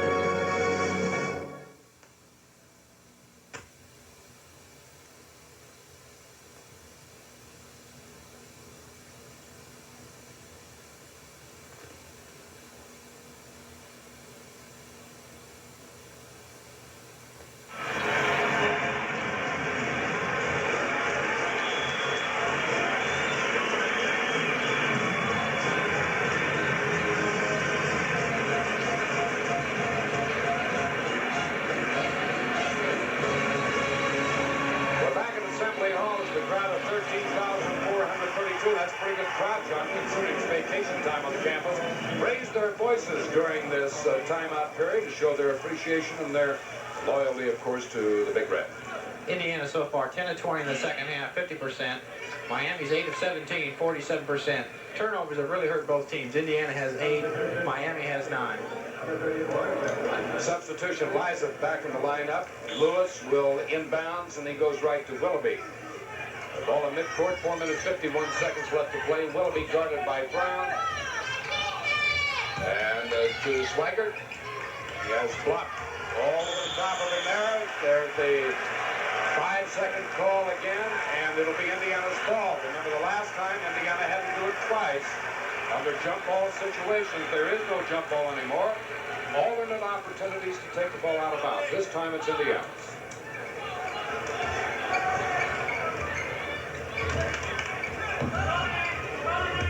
Brown to Thomas. 4.5 minutes remaining in this game. Indiana with the 10-point lead, 65-55. A little more patience this time on offense. I'm sure Coach Knight the last time out wants the players to get control of this game. Already we've seen 5 or 6 passes. Wait till you get that good shot. All right, now, John, Indiana has drawn most of its offense out above the foul line extended. There's a pass right through the hands of Block. One of the first ones we've seen him miss today. We'll talk about it again as Indiana gets into that situation. Once again, here's Block over the shoulder, committing the foul, and going to the line will be 54 George Swigert. Ube, his 4th personal foul.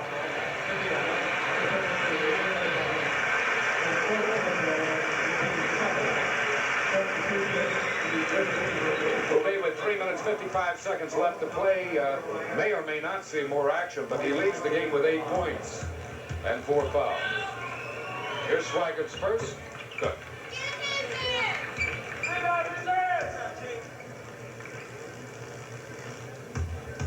Swigert from Fort Wayne North, coached by Hay. It's on the second, he has 16. And it's an 8-point lead, 65-57. Now again, Indiana's offense is above the foul line extended. John, is this, they want to clear out underneath the basket to pull Miami out? Is this the purpose? This is the type of offense that you want to use late in the game when you want to get that layup basket. All the players above the foul line, you're looking for that back cut. Notice how the players pass, cut through the middle. There, Jimmy Thomas did it. If you can get open, there's no one else to contest you. You should go toward the basket. This is Whitman. Thomas drives and misses, and he's going to be called for an offensive foul. Willoughby moving over, recognizing the drive was there, and just picked up the position. Good move by Tony. He's going to his left, 2 quick dribbles.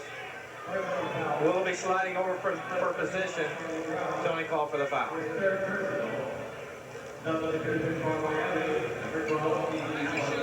As Coach Knight talking to Tony. Tony, as a junior, did not get all that much playing time last year. Still in a learning situation. Of course, I guess when you sit behind Isaiah Thomas, you're not going to get too much unless Isaiah gets in trouble. One of the advantages, of course, is playing against a guy like Isaiah every day in practice. It really helped Tony. Shot by Willoughby is no good, and Thomas down with it, gives it to Brown, and here's Tony, sets it up left. Roray.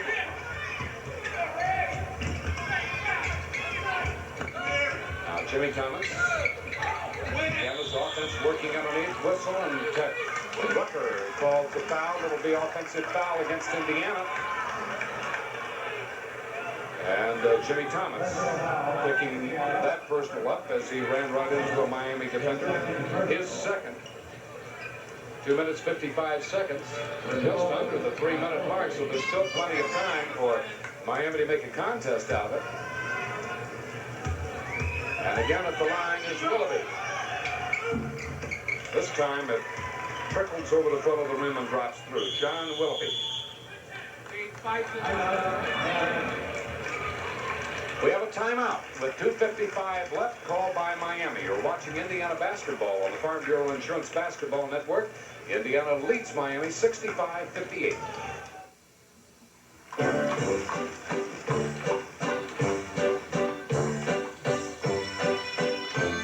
Whatever happened to the guy who went out of his way so you wouldn't have to? And who carried the idea of service all the way to your front door? Today, he works for Farm Bureau Insurance. Your policy came in today, so I thought I'd drop it by. Go ahead, you didn't have to do that.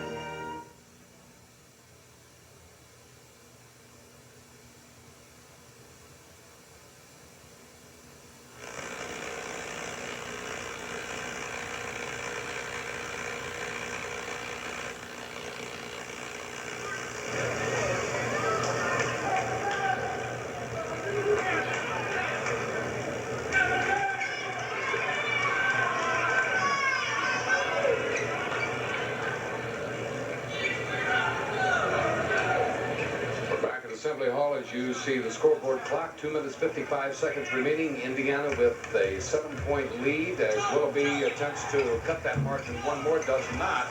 Here's the rebound. Oh, great shot by Swigert as he moved inside to get position. 18 points by Swigert.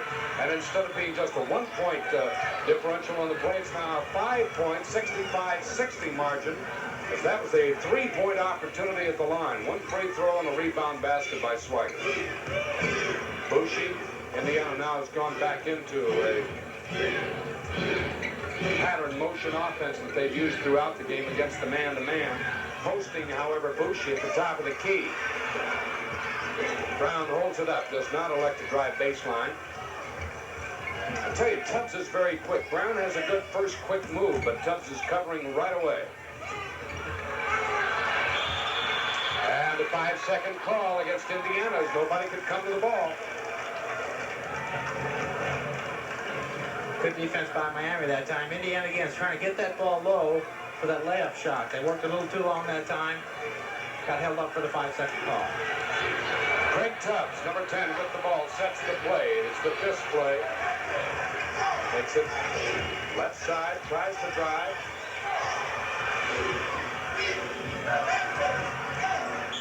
Out of bounds, Indiana. The action speaks for itself.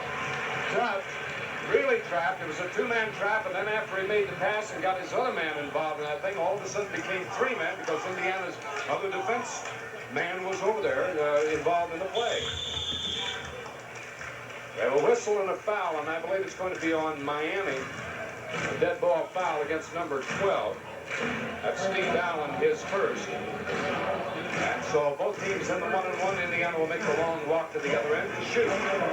Miami, of course, going to a full-court press now. They're 5 points down with 2 minutes to go. Very much in the ball game. They've got to create a situation where they can get the ball for that quick basket. The line will be Rick Rorey. Bill Harrell is coach at Muncie Central. Rorey has not had, nor has he taken the opportunity to shoot while he's been in the lineup tonight. And this has seen considerable play. And here's the first of a 1-and-1. And it's no good. Rebound comes off in the hands of Swigert. Miami within 5. Plenty of time, 1 minute 47 seconds left to play. Over to Willoughby. Tries to drive on Rorey. Tubbs backing in. Swigert back to Tubbs. No good. And Jimmy Thomas up with the hands to pull that ball away as both he and Boucher went hard to the board. Brown. All right, now Brown. Boucher. And a foul. Swigert picks up his third. So Bushy from Washington, Indiana, will move to the line for the first time tonight with 1:16 left to play. Much better that time on offense. The players knew what they were going to do with the ball before they did it. It makes a big difference. It's like leaving the ball, jumping in the air without knowing what you're going to do with the ball. Substitutions, Lewis and Liza back in for Miami. John, we commented before the game, you and I, that since Miami's offense very, very similar to Indiana's offense and defense likewise, they play a man-to-man and a lot of motion underneath with picking and screening away from the ball. Doesn't this cause each team a little bit of trouble? They're basically looking at their own defense, their own offense. Exactly right. Indiana misses the free throw. It's still 65-60. Here's Lewis. Over Thomas, and Thomas is called for the foul. Tom Rucker making the call. Jim Thomas with his third as we look again. Jimmy's forcing to the left here. He's got his hands high. Call for the foul that time. 2 shots. Lewis will go to the line shooting. He is from Cincinnati. He's a transfer from Mount Healthy High School. Transfer from Kansas State. Played some ball out there a couple of years ago. 7 points for Lewis. 65-61, minute 9. Second shot is good. 65-62. Suddenly a 10-point game becomes a 3-point game. Indiana trouble getting it in. Now Aurora. He works to the cross against Willoughby. Foul. Willoughby, number 5, draws the personal foul.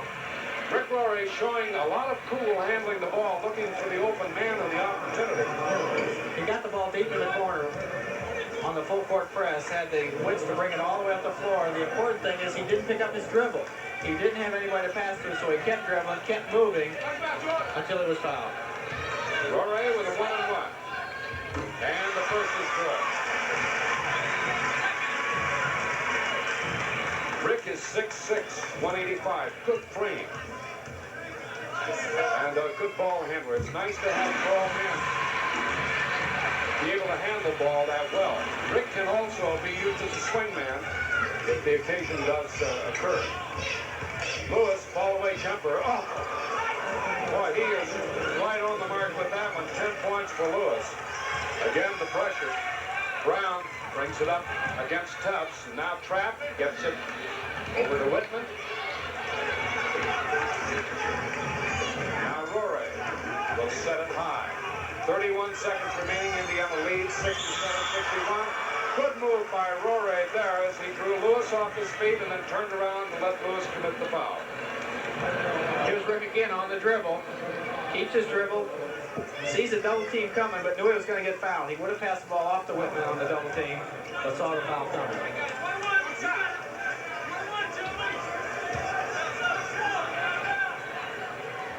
Gary Muncy hands the ball to Rory. The 1-and-1 first on its way, and no good. 25 seconds left. Lewis across the line. Takes it right in the middle, fires, no good. There's Thomas inside, good position. And we have a foul, reaching over foul called on Swigert, his 4th. That'll send Jim Thomas to the line. Big play by Jimmy Thomas. Here he doesn't foul Lewis. Fadeaway jump shot. Lewis misses. Jimmy Thomas right there for the rebound. Hangs on to it tough. Swigert over the back with the foul.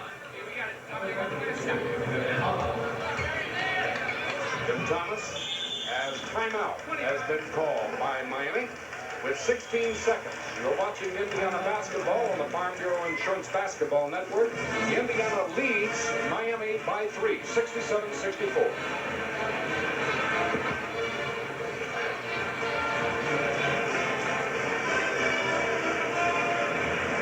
Now, do we have a commercial at the end of the game?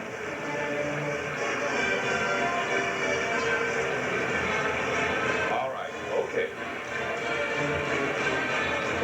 All right. We'll do it on time. We're in good shape. We're going over? Yeah.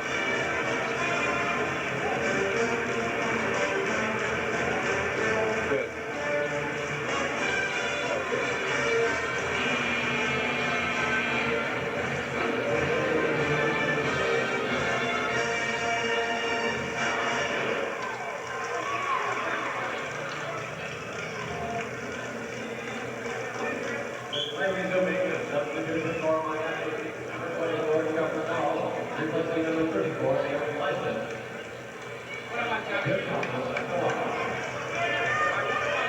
good look at Jim Thomas and Tom Rucker prepares to hand him the ball. Thomas from Fort Lauderdale, Florida.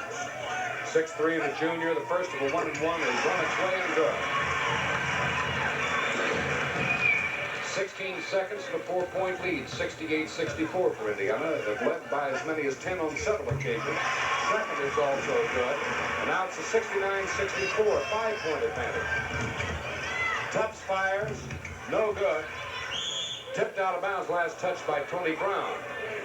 8 seconds left on the clock. Darrell Hedrick up calling to his trigger man, or out of bounds man, play number 3.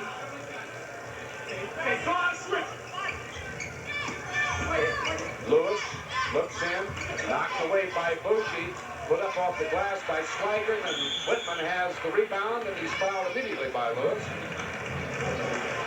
Billy's 4th foul. With 3 seconds left to play. Good defense that time. Tubbs with the ball. He had it going to his left, too, which is where he wanted to go. He wanted to get a shot up as quick as he could. Tony Brown, the defense that time, forced him into the corner, but didn't let him get the baseline. We've talked about it a lot today. He stopped him at 15 feet. Tubbs had to make a tough shot, and he missed. Randy Whitman with 10 points. Tries to add the 11th and does.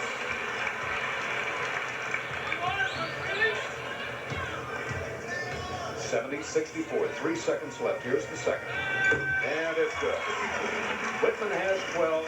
Indiana has 71, and that's just about the way it's going to end, as a full-length desperation shot by Chuck Stahl goes off the glass. And we've come to the end of this contest. At the end of the game, final score, Indiana 71 and Miami 64.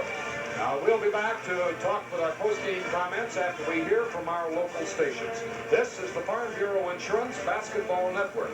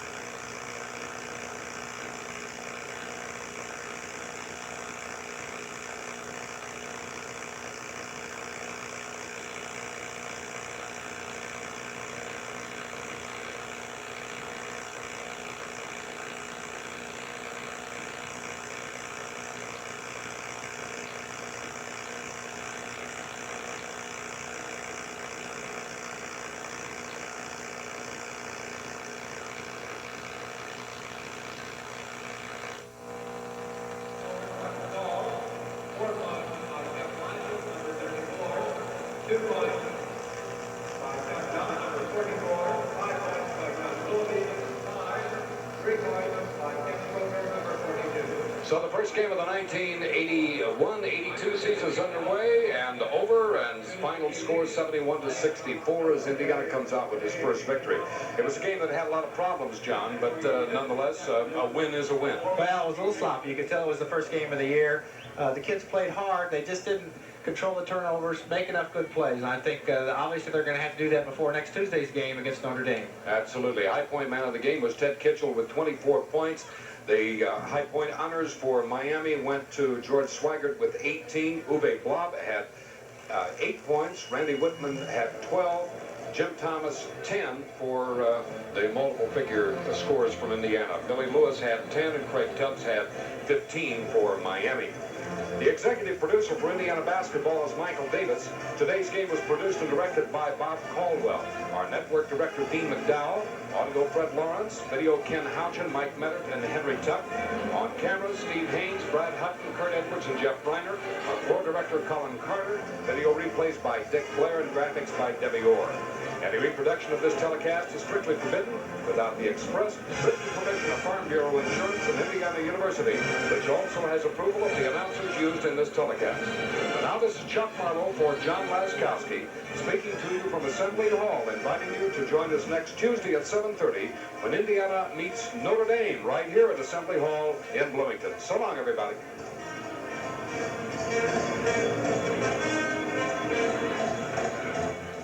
You've been watching Indiana University basketball, brought to you for the 10th consecutive year.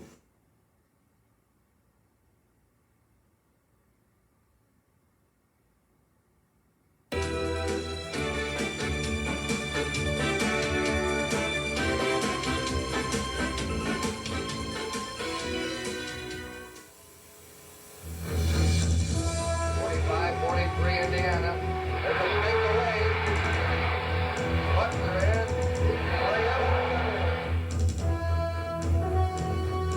Henderson gets it out the chain. Hoosiers Hoops, to me, is a dream. You start out with very young. Mr. Basketball is Indiana. What a great play by Steve-O. That dream can carry on to get to the college level and win an NCAA championship. Here's Alford breaking free. And a foot race with Looking up there and seeing those banners up there, not knowing that one day 1987 would be placed up there. Smart takes the shot. And the Hoosiers with 3 seconds. Indiana wins the championship. Keith Smart is the hero. Once I got to Indiana, I always felt at home.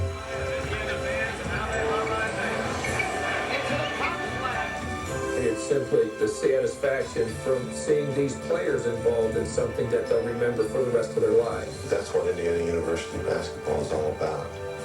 The tradition. It's the epitome of what basketball is all about. Hoosiers Hoops, Indiana and the NCAA Basketball Championships. My town of Bern, Indiana, there's 2 things mighty important. 1, religion, and 2, basketball. You drive out in the country, these little farms, and there's an IU flag. And then there's an old goal on the barn where some kid has played since he was little. Those are the things that make Indiana basketball.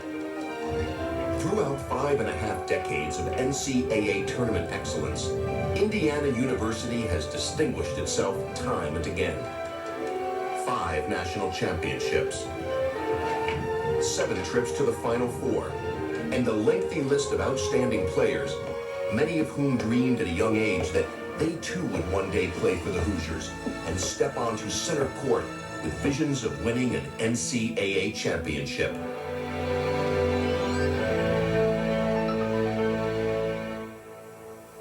This is Hoosiers. This is the movie coming to life. Bailey, three-pointer. Good move. Brand slicing Bailey. Cheney, three-point shot. Henderson helped out, got the steal. 3-on-1 Indiana. The Indiana teams of the 1990s have in many ways enhanced